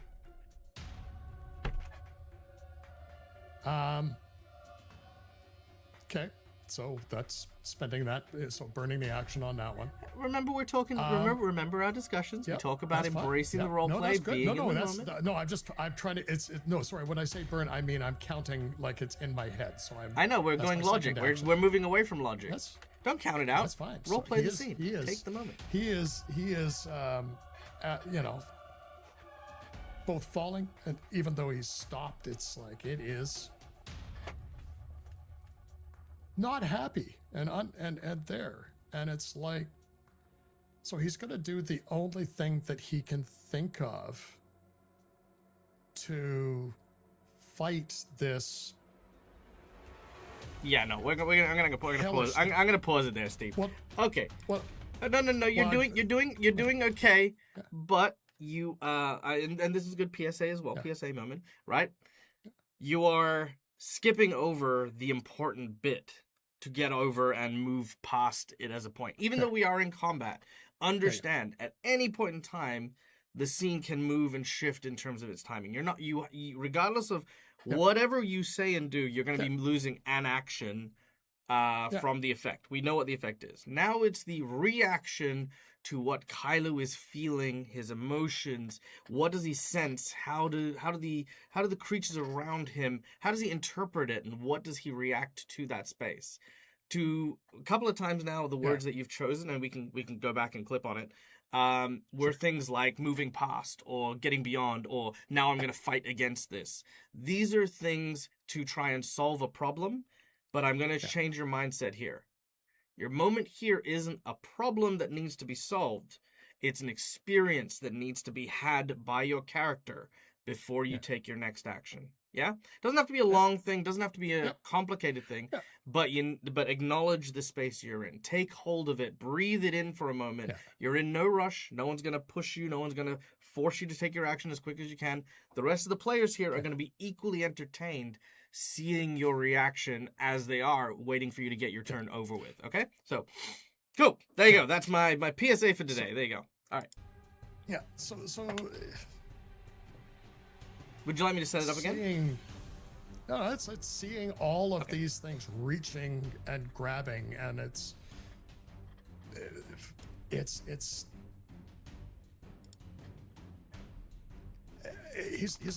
thinking. It's like there's several things going through his head. It's like there's so many. What have I done?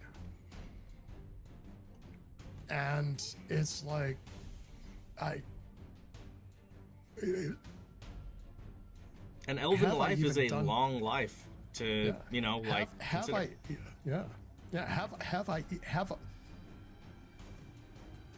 have I been misguided? Like this is literally questioning all of his life choices right now. His life choices have flashed in front of his eyes. You kind of remember, like, a lot of these faces are people who you only saw or considered in the glancing moments of their assassination. As you then now see them once more in their suffering state. What did half of these people even do to deserve your execution? You don't even know. You know, like, you recognize the faces, but you don't know anything beyond that. The one time that you question that was, like when Aldoof was was wrongfully assassinated. It made you think, well, maybe there were others. How many people here didn't truly deserve to die? Yeah, that's like that is what's going through. Out of curiosity, does he see Ordolf in here? No, sadly not. Aldof's soul. So as he's doing this and he stopped falling, it's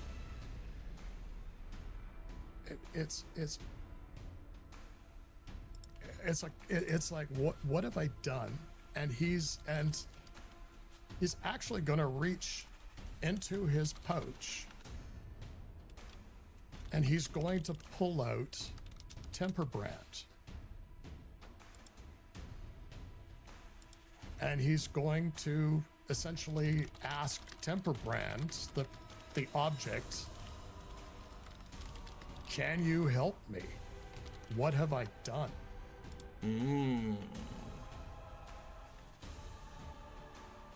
So okay, roll me a percentage. He's going to attempt to wield Temperbrand. All right, roll me a percentage to begin with. Okay. 42. All right, roll me roll me a will save.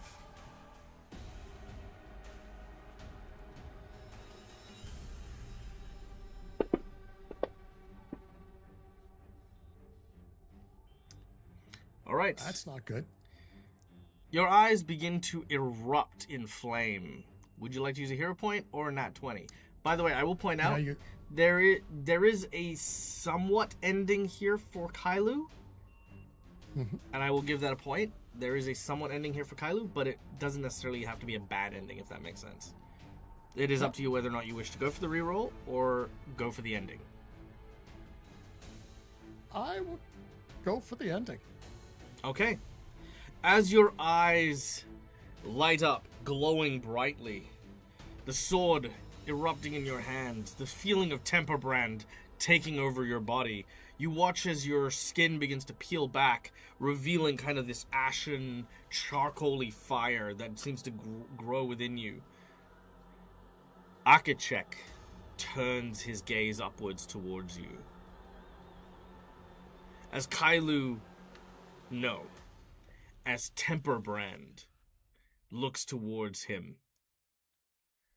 Your machinations stop now. And Kailu dives down hundreds, if not thousands of feet into the maelstrom. Akachek, in that moment, sees the encroaching warrior flying downwards. Kailu holds aloft Temperbrand, who grows bigger and bigger and bigger, to the size in which it matches the colossal scale of Akachek himself. As Kailu swings this blade with all of his force, the blade of Akachek's mantis arm blocks and catches, much like they are designed to do, the ridged edges of Temperbrand. As that happens, you watch as the other claw brings down upon the blade and snaps Temperbrand in twain. You hear this horrifying cry. Kailu's eyes flicker for a moment before he plunges into the maelstrom.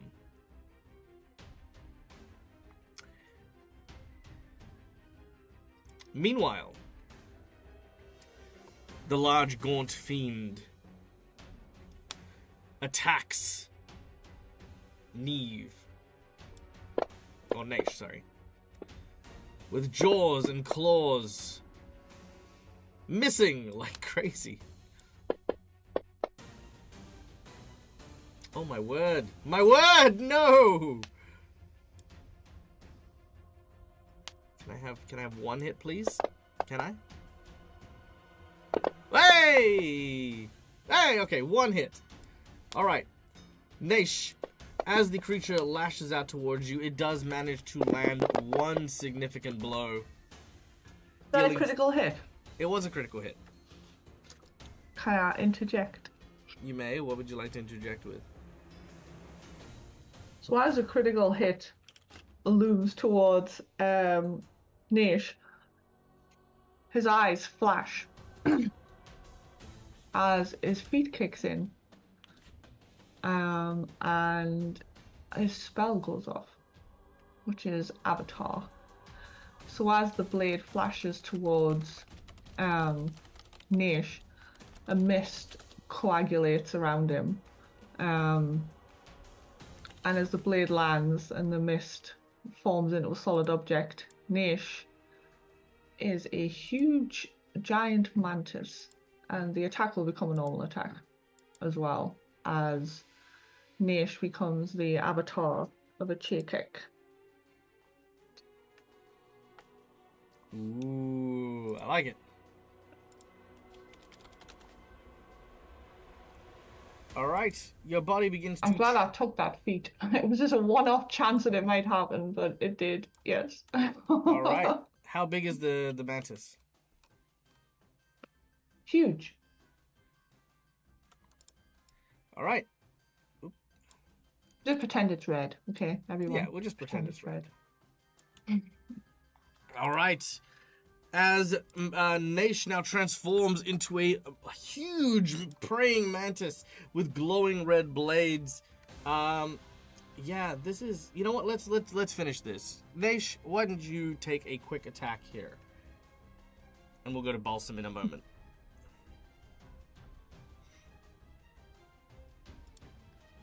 Yeah, so as the attack lands and what was going to be a nasty blow, it just kind of clinks against this giant mantis's leg, as this mantis peers down at him and cocks his head to one side, and lifts a leg and slashes it out towards this creature. Everything changes now. It's just a 1d20 plus 33. So hang on, it's do that. It didn't roll. 44. Don't know if that's a hit. All right, a 44 will hit, as he is currently off guard. Fucking swing damage 68 plus 6 slashing damage. Oh, ow, oh. 68. What did I say? 68. Gosh, 1, 2, 3, 4, 5, 6. 35 plus 8. 43. That is 42? going to slice the fiend in twain. As it falls into 3 clean pieces on the floor.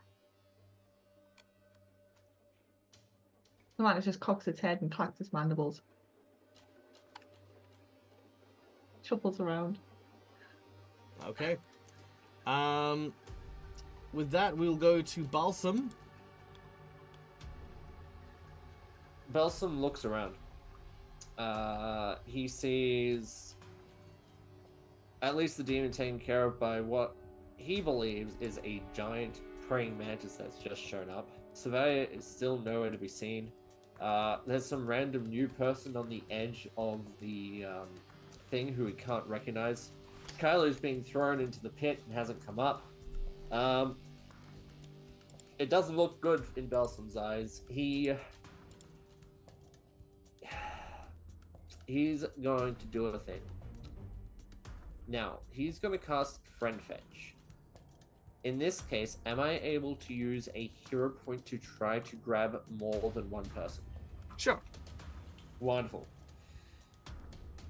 He's going to, with both of his hands, he's going to flick out a trail of blood and sling it over at where Meg and Pietro is, and he's going to try to drag them closer to him. If they allow it, of course.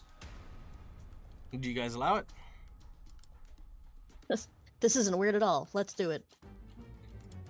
Okay. We'll trust Balsam.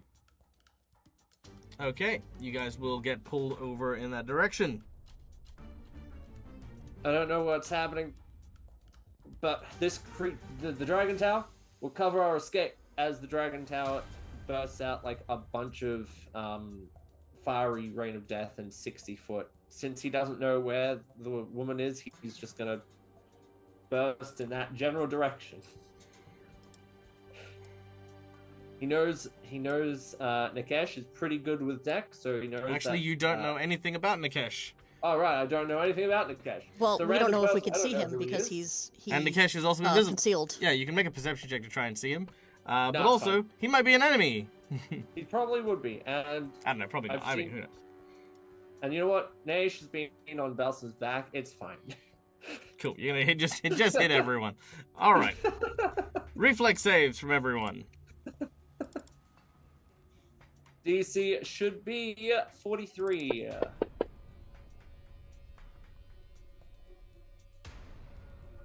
Surveyor will take half. Nice. Nikesh will take none.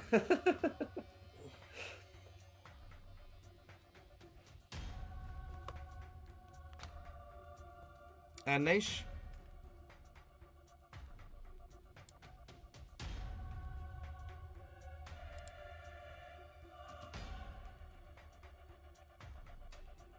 Laura, you're muted on Zoom. Oops, sorry. No Reflex. I was just checking to see if this new form did anything to reflex saves. It does not.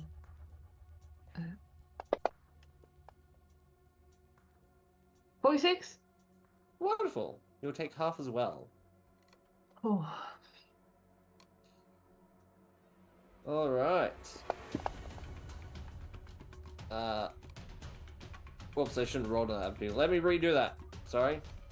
So you will take half, Laura.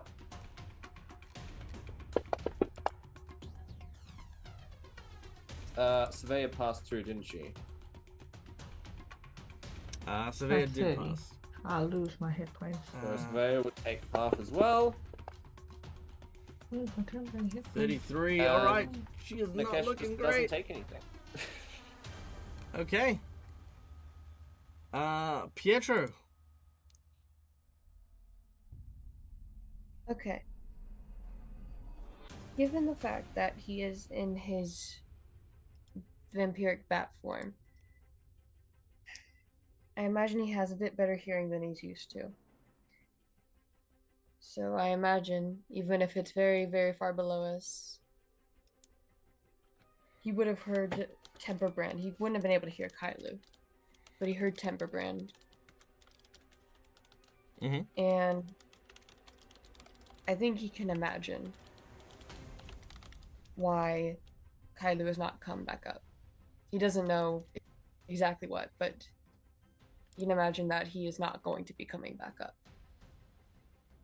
And the bat will let out a cry of grief that is unbecoming of a red mantis. Seems to be the theme of the group. Yes, exactly. I believe as he is a bat, he will be able to sense Savia through, I don't think it's tremor sense, but something similar to that. I think mechanically it's still tremor sense, but would be able to see him beyond the hidden, I think. Is that right? Yes, you would. Okay. All right. As you do that, you can sense that in the maelstrom, amongst the blood, you sense Kailu very faintly. Mm-hmm.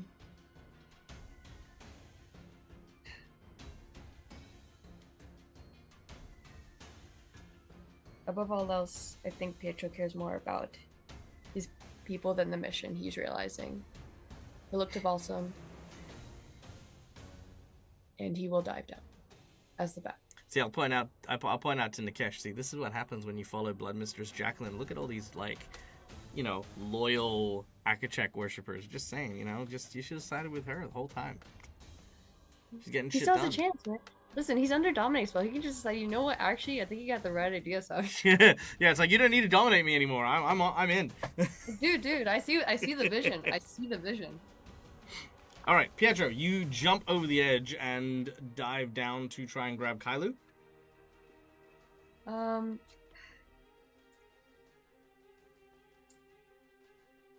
Can he?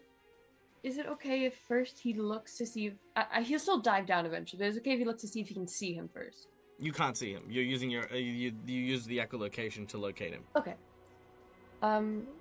Yes, he will. Okay. As you do so, you plummet down, and unfortunately, you cannot see him in the maelstrom. The only way to find him is by diving underneath the waves themselves. Like with Kailu, your visions are immediately haunted by the countless gallons of blood that you have satiated with yourself. The victims that you have taken all begin to reach out. Can I get a will save from you, please? Of course.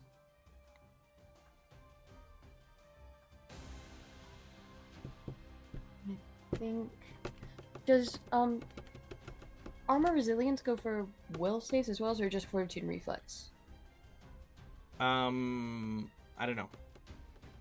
That's right. It's to all saves. All including saves? Okay. Yeah. Cool. Grazie.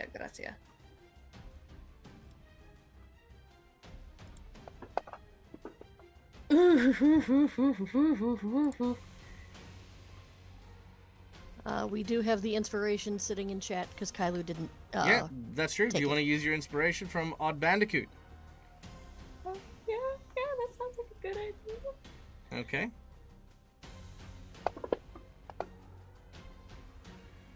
Hey, it's not a 1. If anything, it's not a 1. If you critically fail, at least it wasn't a nat 1 fail. Yeah, listen, man. It's a slightly stage higher than that. Whatever it is, it's not a 1. Okay. Unfortunately, yes, that will slow you down. So likewise, you find yourself falling into the hypnosis. And as you plunge into the water, that is unfortunately all you can do for the time being. As we then return to Nikesh. Yeah? Yes. It's okay. I to describe what that's like for Pietro, or would you rather we just move Well, on? we'll come back to more of that stuff as we get into the next turn. But yes, I'll give you an opportunity to do that. Real quickly, thank you for the raiders from Dice Legends. Good to see you guys. I hope you guys are doing great. I miss you guys. It's been a long time. For those of you who don't know who I am, my name is Michael, the Dino's Gamer. This is my place. This is my face. We're playing Pathfinder. We're in our finale episode for Pray for Death. It's been a wild ride. We have a group of assassins who are currently fighting somebody who is trying to overthrow the leader of the assassin guild that they belong to, who is also in service to the god of assassins. They are currently in the realm of blood and decay. That is, of course, the place where he who walks with blood resides. Kailu, our archer, and Pietro have just dove into the blood maelstrom, and Stephen, our assassin forget-me-not character, has been dominated to turn on the group. Savia, the villain, is still at large, though she is grossly being defeated by the efforts of our team, which include Meg the pirate, Balsam the blood mage, and Pietro the Dampier, who is transformed into a bat and, like I said, dove overboard to try and save our friend Kailu. Okay, that is our team. That is stuff. If you have questions, don't hesitate to ask. We love having people here, and if you haven't checked out Dice Legends, please be sure to go and join those lovely and amazing New Zealanders. They're all right. For folks from across the pond, they're okay. All right. So, Pietro, you dove into the blood maelstrom to try and find Kailu, but unfortunately are grief-stricken by the volume of the victims. We will come to that in a moment as we start with Nakesh, who is currently still dominated to assassinate Meg. Yes. If I may, I have an RP thing that I would like to petition you with. I'm listening. In this moment. So, in this moment, he was facing toward Savia because he had intended to attack her, but then she told him not to. But at that same time, in his eyes, the earthly avatar of his god Achakik just manifested, mere dozens of feet away from him. Mm-hmm. Would it be, since he is a zealot and this is who he lives for, would it be within the realm of possibility that he could snap out of this dominate spell because of the inspiration he would gain having seen his god come to their aid? I will take the hero point for the check for it. I will give you another will save to break the dominate. But it takes all the drama away if you're normal. You're like Does the it? only source. It lets me actually do stuff. That's you. Well, you can still do stuff. I mean, you're the source of the tension right now. True, but from an RP standpoint, I mean, what else would motivate him other than seeing his god physically come in to assist them?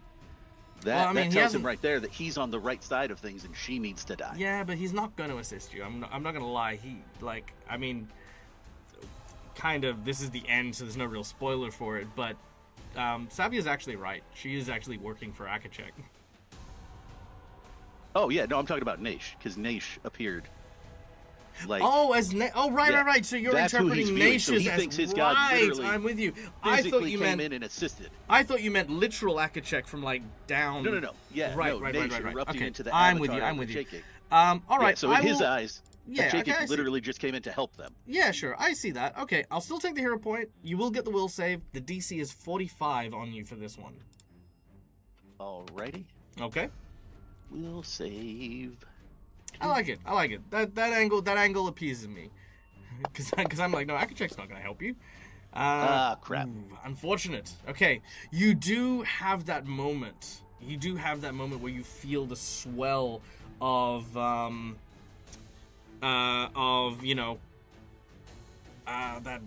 divine presence, but the mind is just so clouded and fogged by the spell. Unfortunately, it snaps you back to complete your mission, and Stephen, if nothing else, is all about the mission. Hey, Dag, real quick before he comes and attempts to murder me. Yeah, sure. He's still considered an ally, right? No. Okay, so he would take all of the negative benefits of Start the Festival? Yes, correct. Okay, well then it's difficult terrain that you are currently in. And you will take damage if you end in the circle.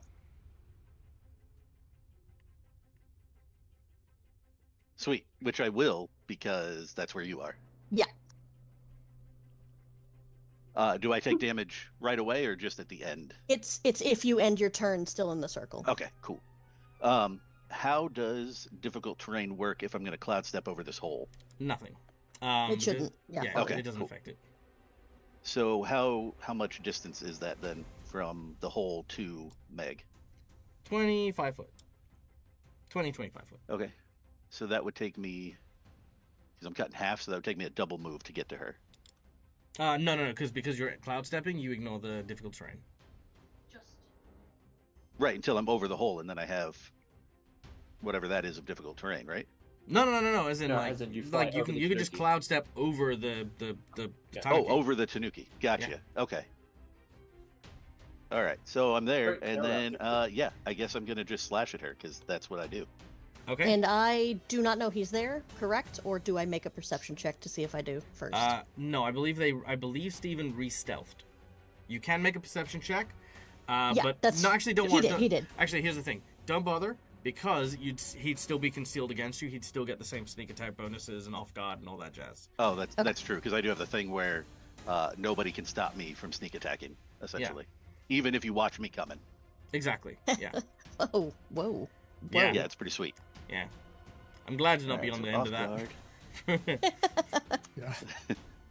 and on you. I'm sorry, Meg. How many hit Oh, points no. does Meg have? Left? Yep. 170. I'm gonna burn my nat 20.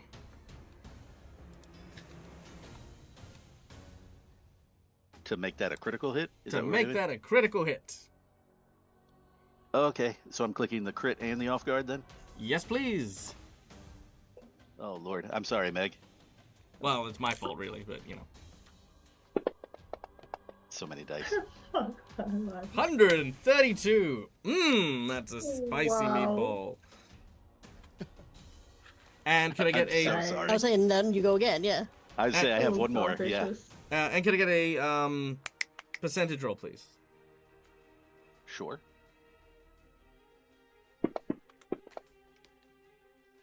$21. No extra effect on the critical hit. Oh, thank God. All right.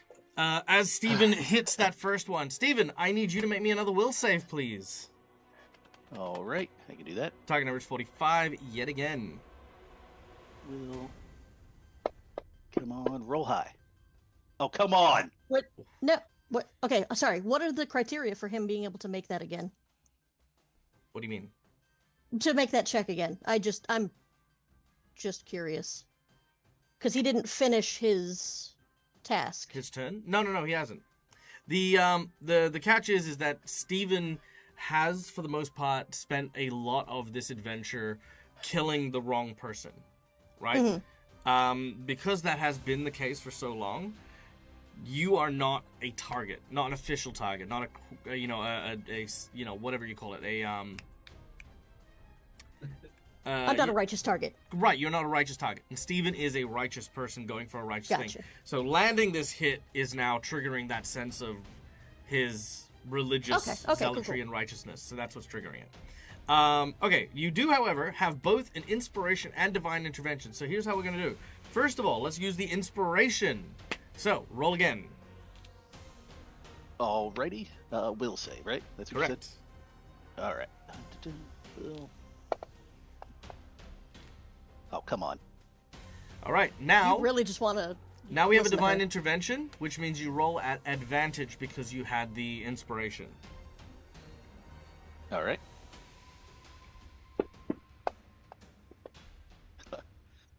One more? Yep, Or is one that it? more. All right. Come on. There we go.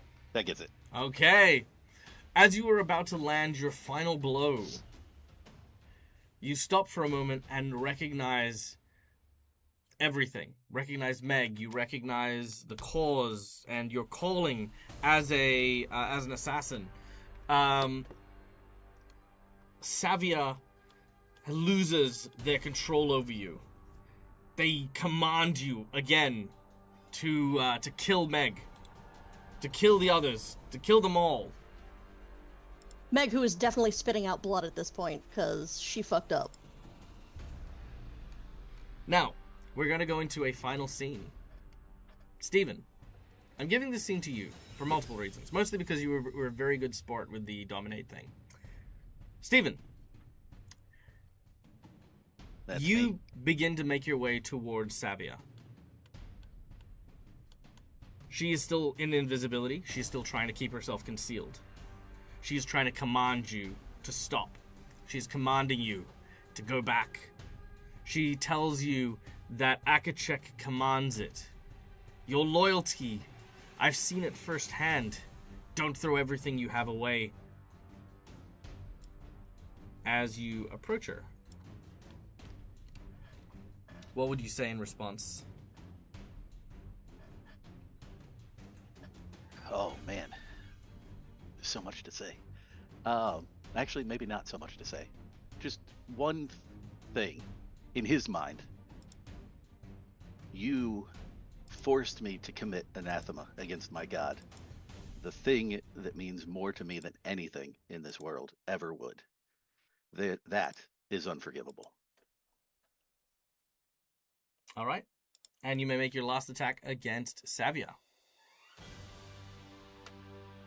All right, I will do that. I feel like the music peaked a little too early.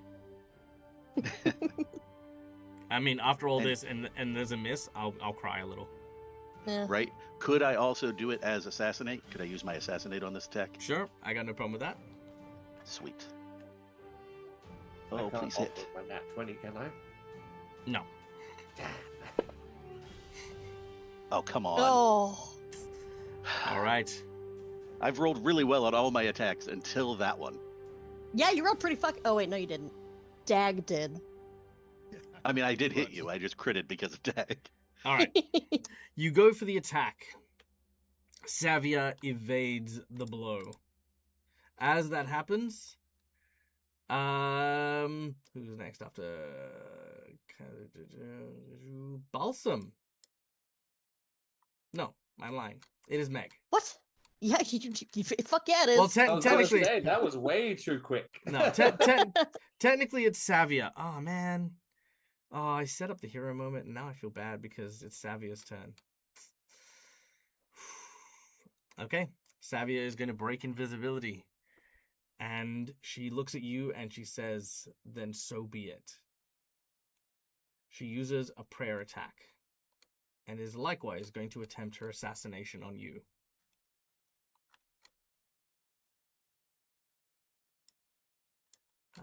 If I can apply stuff the way I should be able to.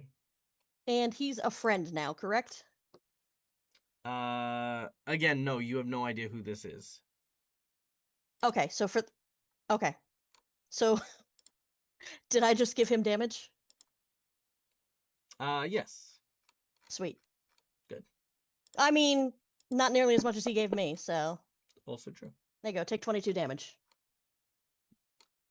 Okay.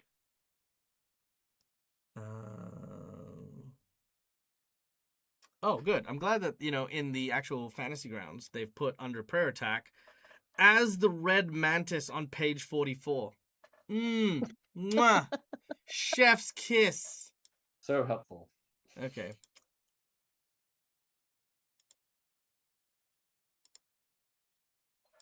Okay, so what I'm going to have to do is I'm going to have to get the red mantis assassins.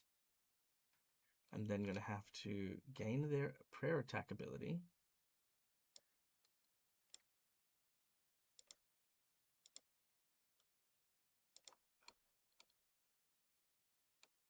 And then they get 2d6 extra bleed damage on every attack if you're off guard, which you're not off guard, which is good. Okay, attack number 1. A slash.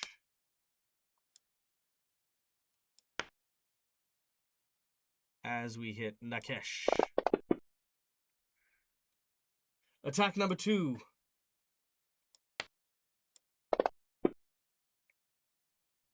Quick question. Yes. How did she hit me with a 44? My AC is 45. I don't know. Why do you have a negative 2 to your defense for some reason? I don't know. An excellent question.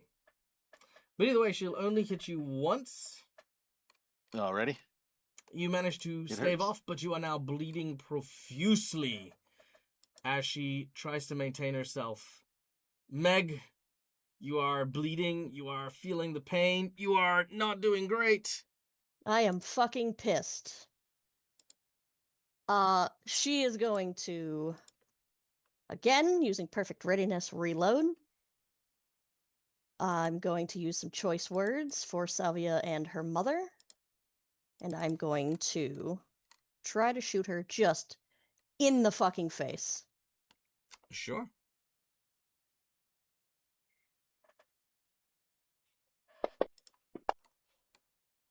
And that, because of my, give me a second to find it, piercing critical counts as a crit.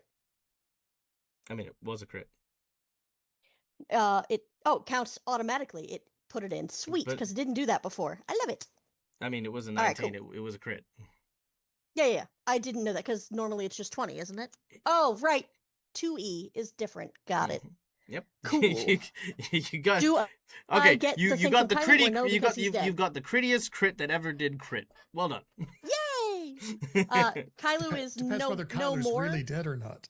Yeah, I was gonna say, do I get his 2d8 precision or no? Or 4d8 because it's a crit, sorry. You'll get the 48. Yes. Okay. So I will add 20. Nope, I almost put that in Unikesh, sorry. All right, and 77. then I will use my second action to reload and my third action to shoot again. Okay, I'll need your D percentile unless you don't want your You crit are bonus. correct. I forgot. So shiny. 94. 94. Ooh, that's gonna give you something. That is, well, the shot hits the enemy's head. They are stunned for the next round. Sweet. Okay, I don't think they're getting an next round, but we'll figure it out. Okay, I'm going to use my nat 20 to change that to a crit, please. Very nice. Okay, take your shot and.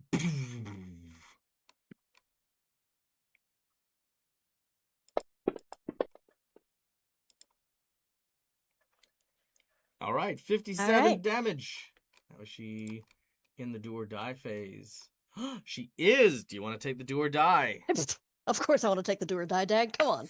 Well, actually, I don't know that I deserve it is kind of part of the problem. I'm the only non-red mantis person here. Well, it's up to I'm you. the only one that didn't get screwed. Well, the next person on the list is Naish. Who also didn't get screwed. I mean, if you want, we can we can for cinematic purposes, for the polite ending, we can give Balsam the next action as the person who was Okay. betrayed by the red match, if you would like to do that, and we will do it with the do or die. Sure, yep. You want to do that, If that's okay with Matt, yep. Balsam? You happy with that? Okay, tell us what Yeah, you do if- to finish her off.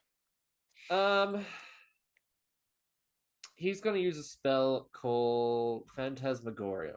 It is the highest phantasmal killer spell that he Mhm. has. He's going to fill her mind with endless images of all the lives she could have and might have done. She might have lived. All these images are going to crash into it, but most prominently, the decision of sending specifically me, and I guess to everyone else as well, but specifically Balsam, the task of going killing Ordolf. And that was being the worst decision she has ever made. And that's going to be at the forefront of her mind as she takes this spell. Ooh, I love that. So, yep, a lot of the what ifs if she didn't mess around with the team and with everything. I love it. All right, here comes the do or die. Okay. Here we go.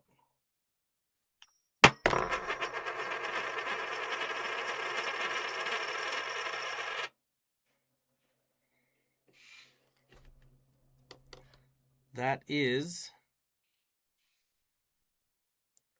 a do. Woo! All right. So, her mind begins to swarm with these horrifying thoughts, all bombarding her one after the other, after the other, after the other. She begins to quake and tremble.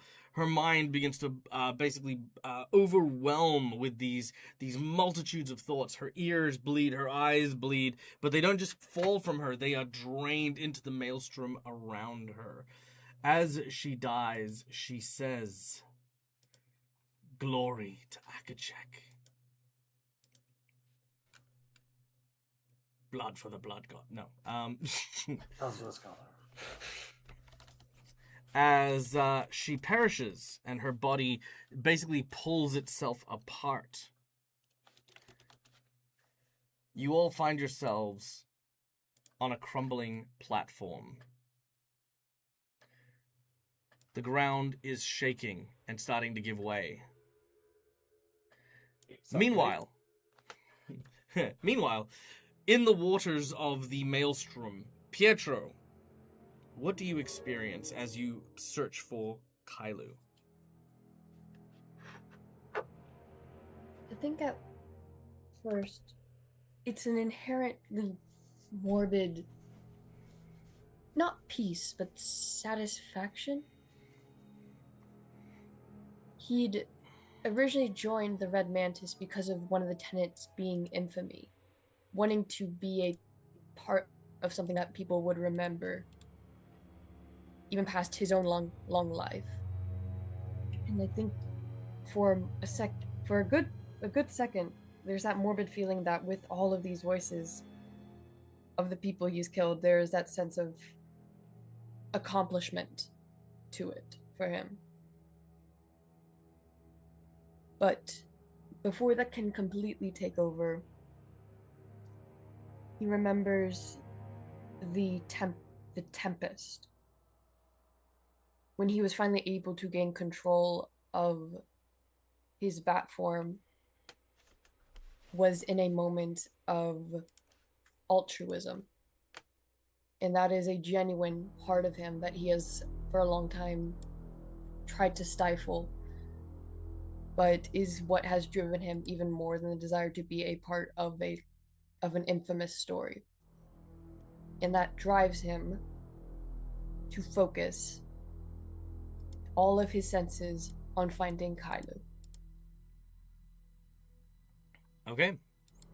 Your echolocation and your new bat-like powers guide you towards Kailu's location, where he floats amidst his surrounding sins. All of these voices echoing in a cacophony, paralyzing him with doubt and fear and grief.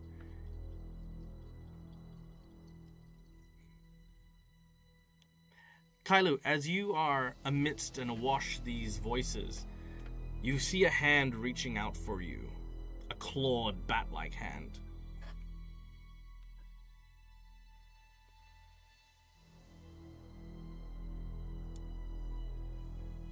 Kailu looks at the hand and goes,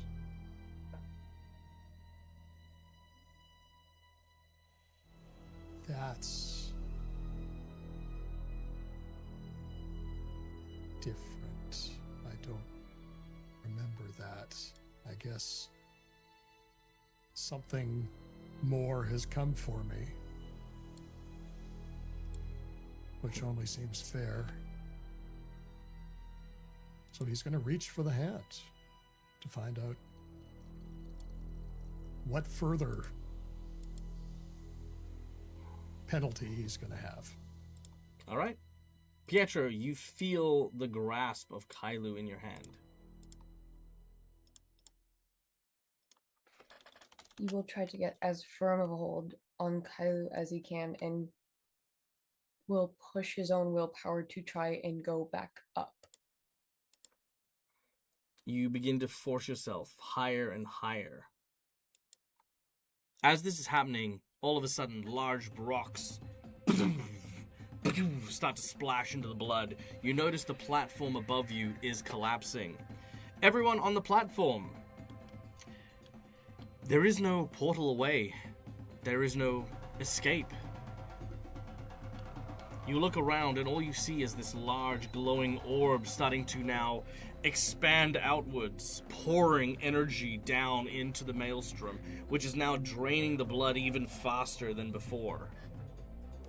What would you guys like to do?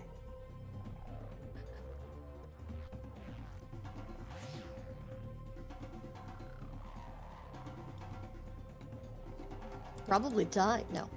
Very well. Meg sits down and cries. Crying is always Right. a free action. I would say Meg is looking to balsam the blood guy here, honestly. Balsam's looking around and he's looking rather analytical. He's looking left, right. Can you get a sense of what this pulsating ball of red energy is? Not a clue. Right. Okay. Damn. If I only had some time to rest, I'll be able to get us out of here. Meanwhile, the dragon tower is starting to slowly drip away. All right. The platform continues to fall. It now breaks in half. A choice must be made. The side with the blood orb or the side where you were regurgitated from the empty gate?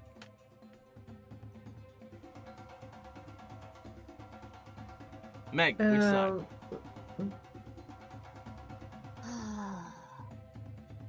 I'm bleeding so much. Sorry, so it's the platform to the left or the gross thing to the right? Mm-hmm.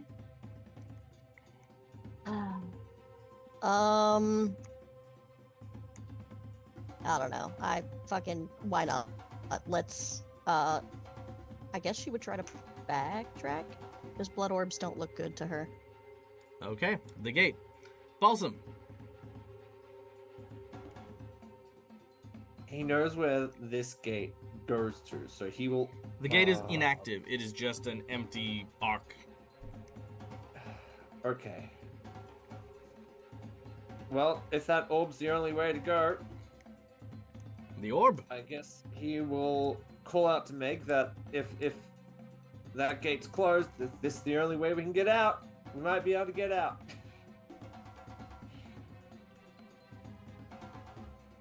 Okay. To the blood orb.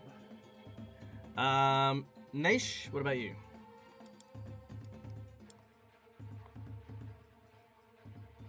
How long does this last? Oh, just a minute. Okay, so he's gonna move towards the orb. Yep, the orb. Not a By problem. the time he gets to the top of the stairs, he's like shrunk down back to niche size again. It's only lasts for a minute. Sure. All right. Steven.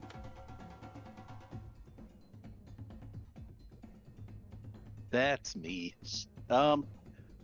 So, would I have enough time? Because he doesn't want to leave Meg behind. He owes Meg. He already made a pact to help her earlier, and now having attacked her, he feels like he owes her more. Would he have time to grab her and bring her to the orb, or at least yell to her I would to say come I to would the say orb? I would say no, but still go for her. That's what he's gonna do because he owes her and he's not gonna leave her behind. Okay. And she's like, oh god, this guy's gonna attack me again. Yeah. What do you Yeah, say? that's fair. Yeah. What do you say about that? I mean, yeah, she's gonna keep going towards the thing, so. No. What do you say as this guy runs at you? Oh, yeah, no, I mean, she's literally just gonna curse and keep trying to get out. She's not gonna stop to attack him. Everything is crumbling. Okay. And Steven, what are you doing? He's gonna call her by name, and let her know that he's not going to hurt her. You literally just tried to kill me. I was ordered to do that. It was a spell. I couldn't help myself. Dag, does that sound plausible? In this world, it would be plausible, I imagine. Like, I mean, super yeah, plausible? maybe. Yeah. Okay.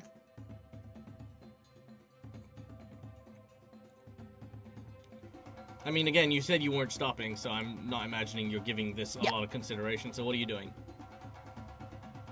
Oh, she's just gonna go see if the thing can be reactivated. Oh, the portal? Mm-hmm. Yep, you head over to the Ark. It doesn't seem to have any kind of control or anything you could even begin to remotely decipher. Sweet. All right. More of the Good. rocks begin to crumble. As the others look at the blood orb, there doesn't seem to be much that tells you what it does or how to interact with it. Balsam and Naish, you kind of sit there and give it a good look. Naish, as a librarian, make me a religion check. And only... Oh, wait, Naish, what is your religion? Proficiency? Legendary. Steven, what about yours? Legendary as well. Okay. Naish, you're the only one who's there, so you can make the religion check. Wow. It is no Wow. good. Yeah, you got no idea. Okay. I'll have a hero point. I'll use a hero point because it's near the end. I might as well Yeah, use more. sure. Okay. Hero point it is. Also, real quick, Dad, could I decipher this gate on our side? The gate on your side doesn't have anything that's going to help you with that. The gate's just... okay. Oh, it's a fair remnant of a long-dead civilization. You know, it's not really a thing. All right. Naish, here's what you know. This is funneling blood and power gathered from somewhere to give power to Akachek. Now, I'm going to give you guys a hint on this one. Where would this copious amount of blood likely be coming from for all of the plan that Savia had been doing to make sense? The battlefield. Which is where? Where we want to go. Right. On the beach. Right. So if you Yeah. can use your magic to change the flow and change the direction back to the beach, you should be able to follow the flow upwards that way. Between you and Balsam, I will allow an Arcana check to do so. Oh, Arcana's not my thing. Occultism. I'll allow occultism. Yeah, right. Occultism check, please. Let's do it. Oh. 48. Yeah, no, easy. With that, you watch as the blood begins to flow the other way. You sense that if you simply step through it, you'll be sucked back onto the battlefield. Belson's gonna call out. You do Max, warn it call won't it be back. pretty. Sorry. You do warn it won't be pretty. Yeah, exactly. Belson's gonna call that out to as much as possible.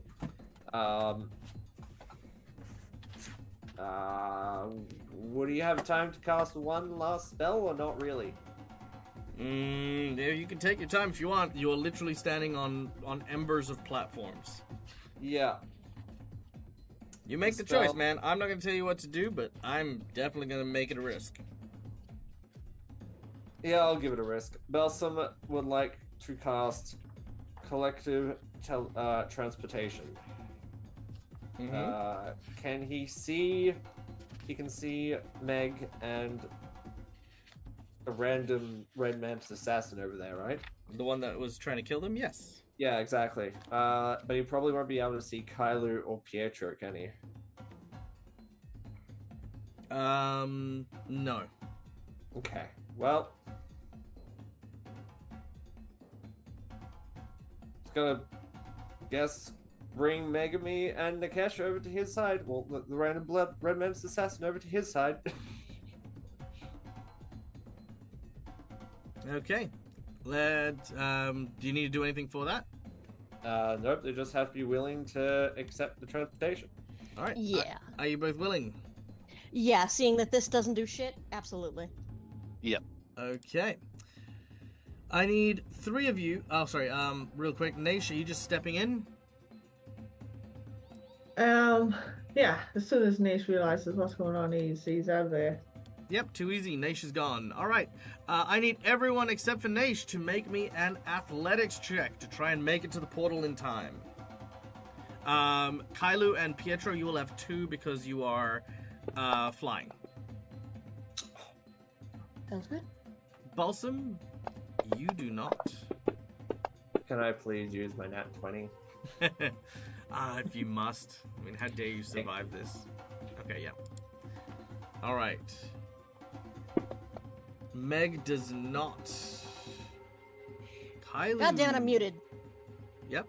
I was saying I can fly, and then I said, since I'm not using it for anything else, can I just use my hero point? But I'm realizing now you didn't hear me announce that I can fly. No, that's fine. Even if you can fly, it's speed, not Gotcha. your endurance and stuff. So yeah, however you jump, dive, roll, fly, if you so that would give you 2 saves instead of 1 because you can fly. But that's fine. With 37, you can also make it in. All right, Balsam, you make it in as well. All right, Steven, you've made it in as well. I believe Kailu failed his. Pietro. Was a 42 a fail? Where am I saying 42? You That was said the roll first one. twice. Oh, right. First No, one was a sorry. Your 42. sorry. Your first one. Yeah, no, you're fine. Okay, so yes, Kailu does make it, and I need Pietro's one. My first one. And Pietro's fine.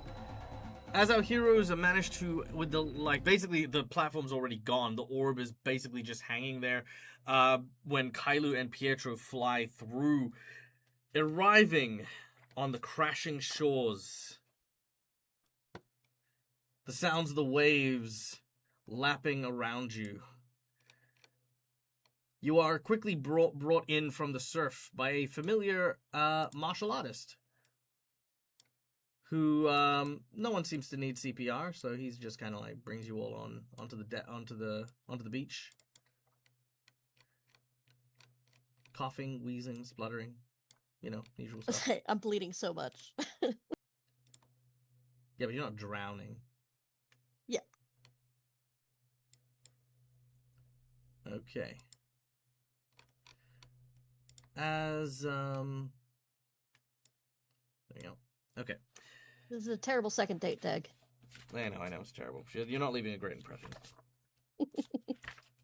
So, as you manage to arrive in the clashing shores, at long last, you breathe fresh air, not choked with the smell of blood.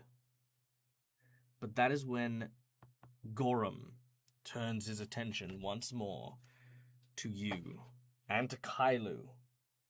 Kailu, who has now defiled and destroyed Temperbrand with his actions. Kailu, who slew Oldulf Bloodcaller, his chosen champion, not once but twice, as he faces you on the battlefield.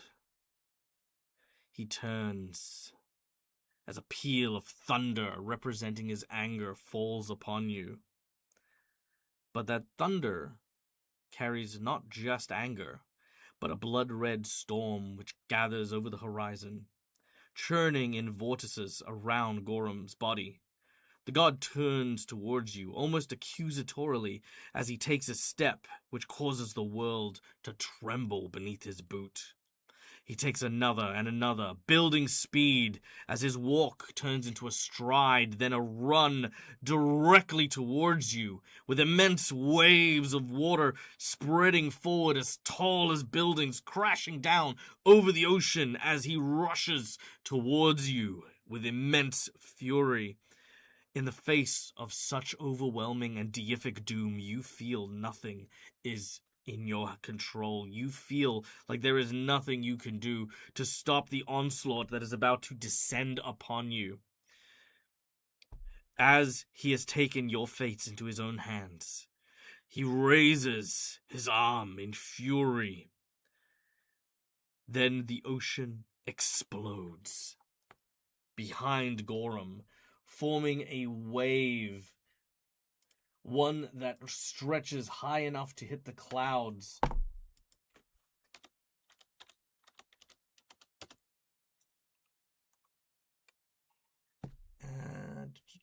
One moment.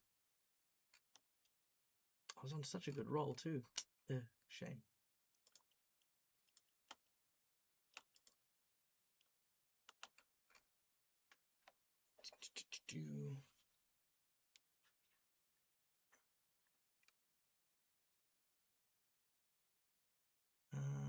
It's just not going to give me that. That's fine. I will do this one.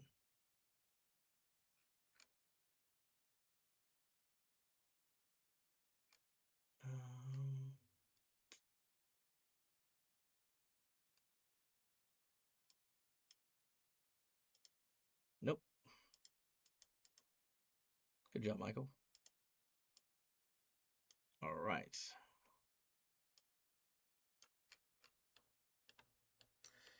Cool. Rising up from the curtain of water behind him is the unimaginably vast plume of a red-crimson blade. A scythe belonging to Akachek's very arms plunges through Gorham's back, piercing him through the chest, to emerge in a spray of metallic shrapnel. Time, for a moment, stands still. The falling cascade of water is all that anyone experiences in this fleeting moment as the form of Akachek stands beyond Gorham. There's a moment of this profound stillness as he who walks in blood stands behind his prey. Gorham is still and silent. Akachek turns to face you all. He clicks his mandibles and gives the slightest of acknowledgments, though perhaps it was simply the bloodlust teeming from his mandibles. You have witnessed what few mortals will ever experience, the execution of a god. A moment later, Akachek rips his arm to the side, and the upper third of Gorham's body is torn away with a single tremendous strike, one which rends reality as the crack that explodes outwards from the killing blow shoots out red, shining light from the god of war's body. His body itself topples to the ground, armor ripped open, revealing what many have long since suspected, but none had been able to confirm before. Nothing. An empty, hollow shell within the suit of Gorham's body. And then his remains burst, exploding, sending shrapnels of red and silver scattering throughout the cosmos. This divine explosion is not loud or forceful. Despite the size of the spectacle, Gorham's body is cast beyond vision, like almost a shower of stars returning back to the heavens. From where you bear witness, the tsunami that is heading in your way from the charge of Gorham has been pushed back by this blast. At this point, there is little else. You see yourself on the shores, surrounded by death on all corners. The bloodied corpses of angels, Valkyrie, Red Mantis strew the beaches and dye the sea red, mixing with the powers of this god, who now also lays.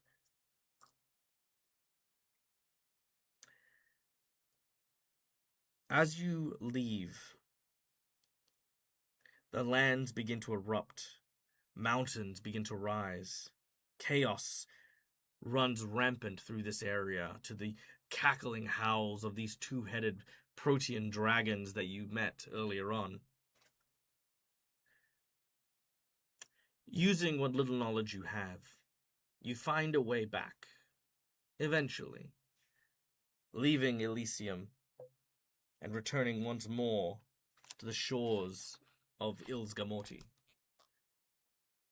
There, you are presented as heroes, those who were responsible for allowing Akachek to fill his divine duty. Because it was true what Savia had said. All the actions and all the sacrifices were indeed to aid in Akachek's mission to assassinate the god. The blood of the Red Mantis were siphoned and used for the power needed for this deadly strike. But to sacrifice so many, Savia was blamed as a criminal, and you all were praised as heroes who had managed to salvage her evil. Mistress Jacqueline forbade any word or any speaking of what transpired through the gates during that day, but instead offered each of you a place by her side, continued as the chosen, Now, Meg, you do manage to Yes. return, and as your favor from the Red Mantis assassin, a hit has been put out on the demon which trapped your parents. Your mother, though malnourished, is still alive. She had managed to get off the island and find her way to Ilsgamort itself. She had been living in kind of a hard situation, but seeing you and meeting you renewed her life, and the two of you were able to set sail once more. Pietro, you, from the sounds of it, still wish to be among the Red Mantis?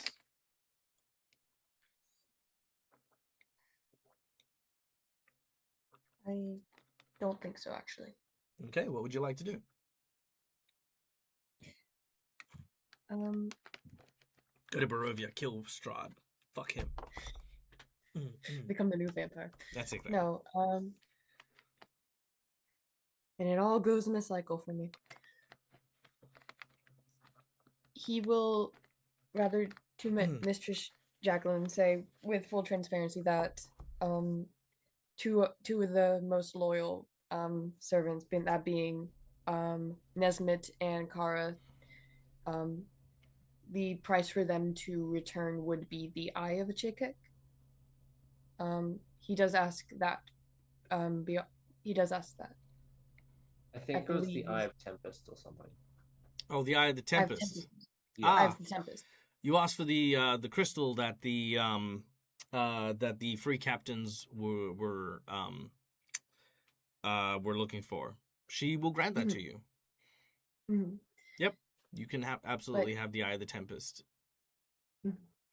And he will probably split, not out of any animosity towards the order, but he will just be very transparent that in that moment that he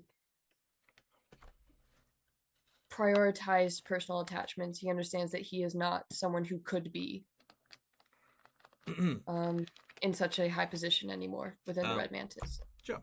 She agrees, and she says the same thing that she says to anyone who is leaving, which is, as long as you do not speak of what you experienced through the on the crashing shores, that is fine. But should you ever try to reveal the secrets of the Red Mantis in that way, then the next hit will be out on you. Cool. Done. Naish, do you wish to continue being a librarian?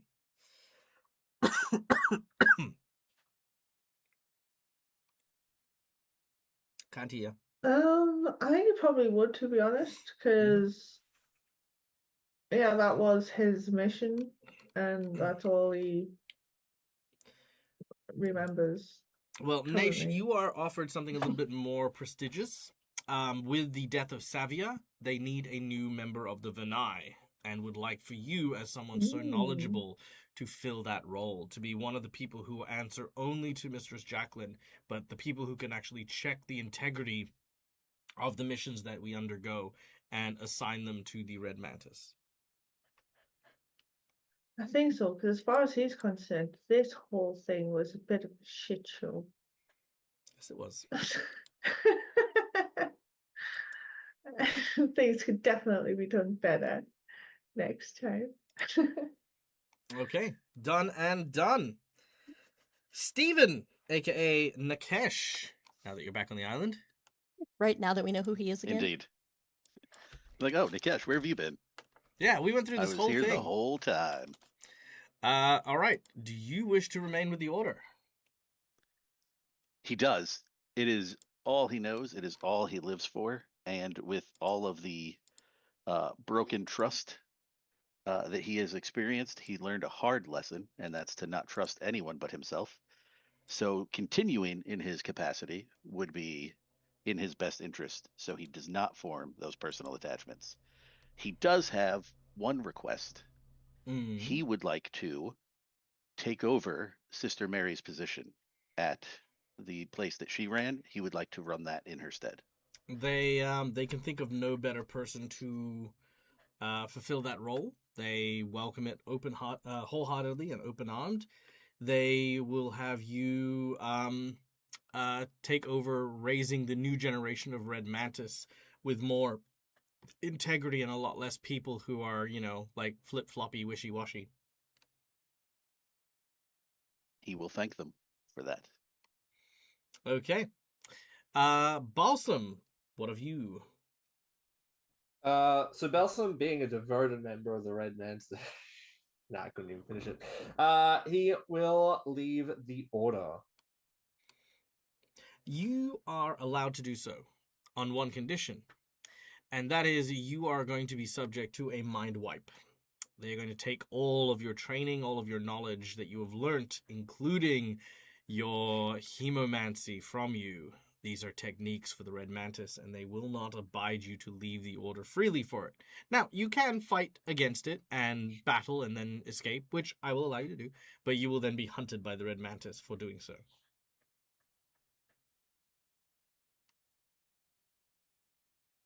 Yeah. You gonna fight it? I have a half a mind to fight it. So I'll roll a D100. Okay, roll it.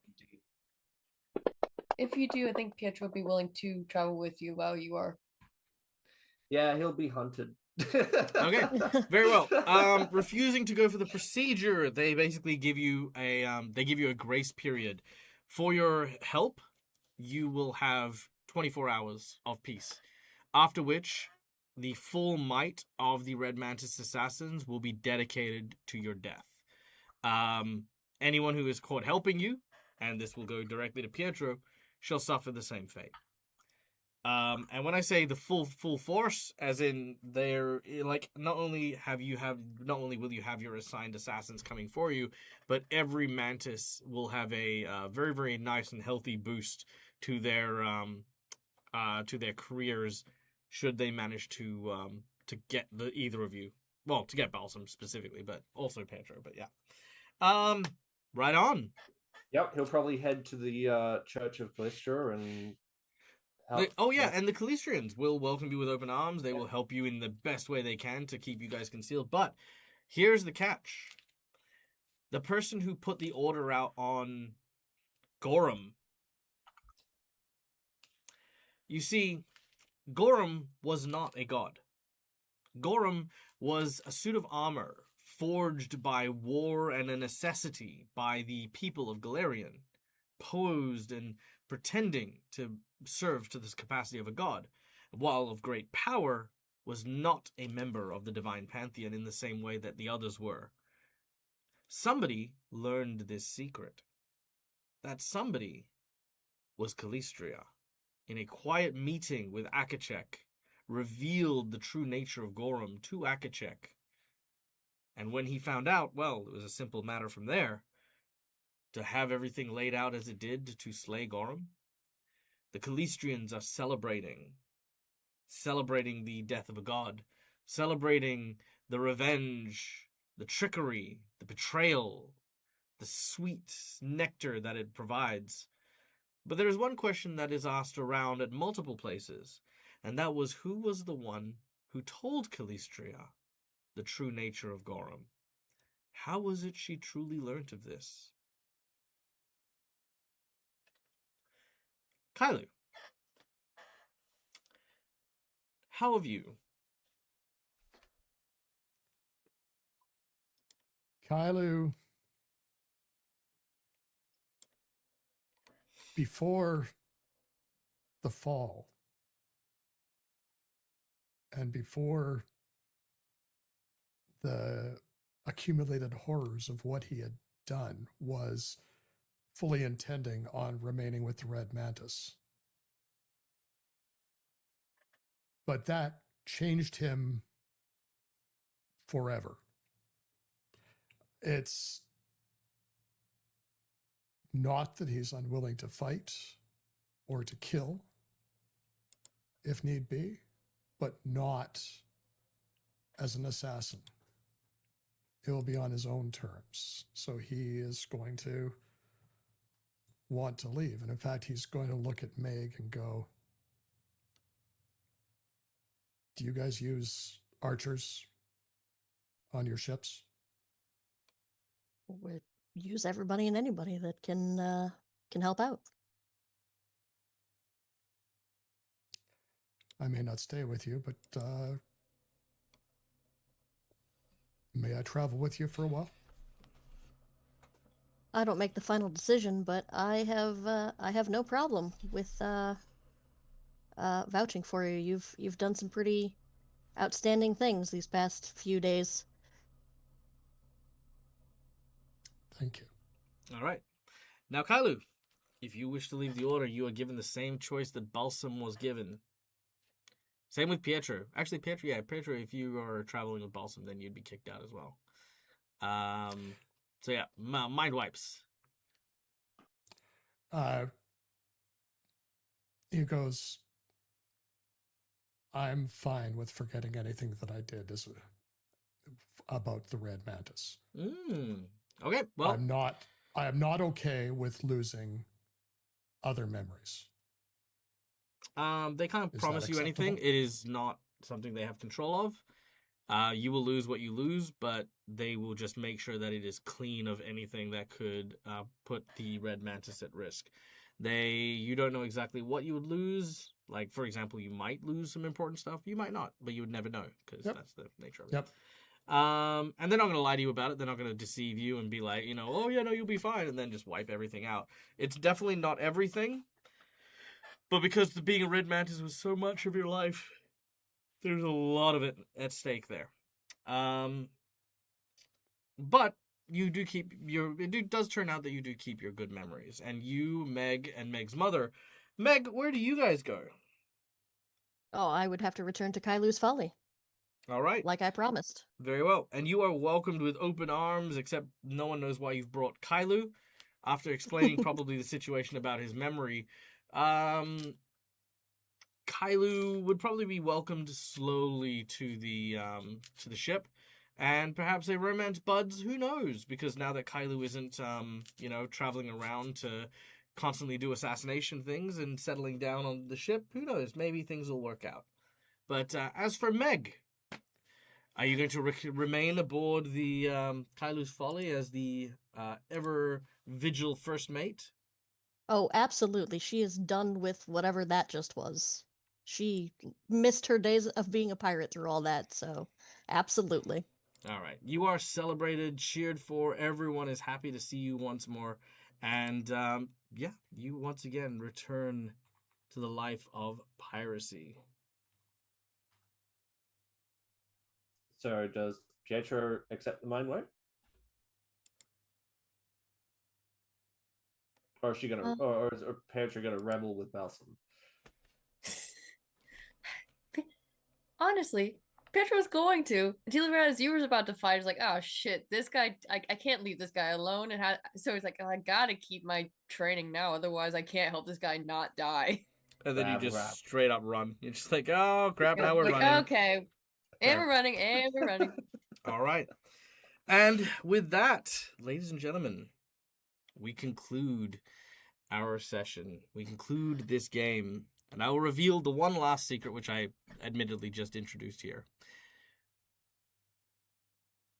The person who revealed Gorham's true form to Calistria was Gorham himself. The god of war, who knows that being a god of war means constantly fighting in battles in which he will always be the winning side, finally managed to find a battlefield where he would fall.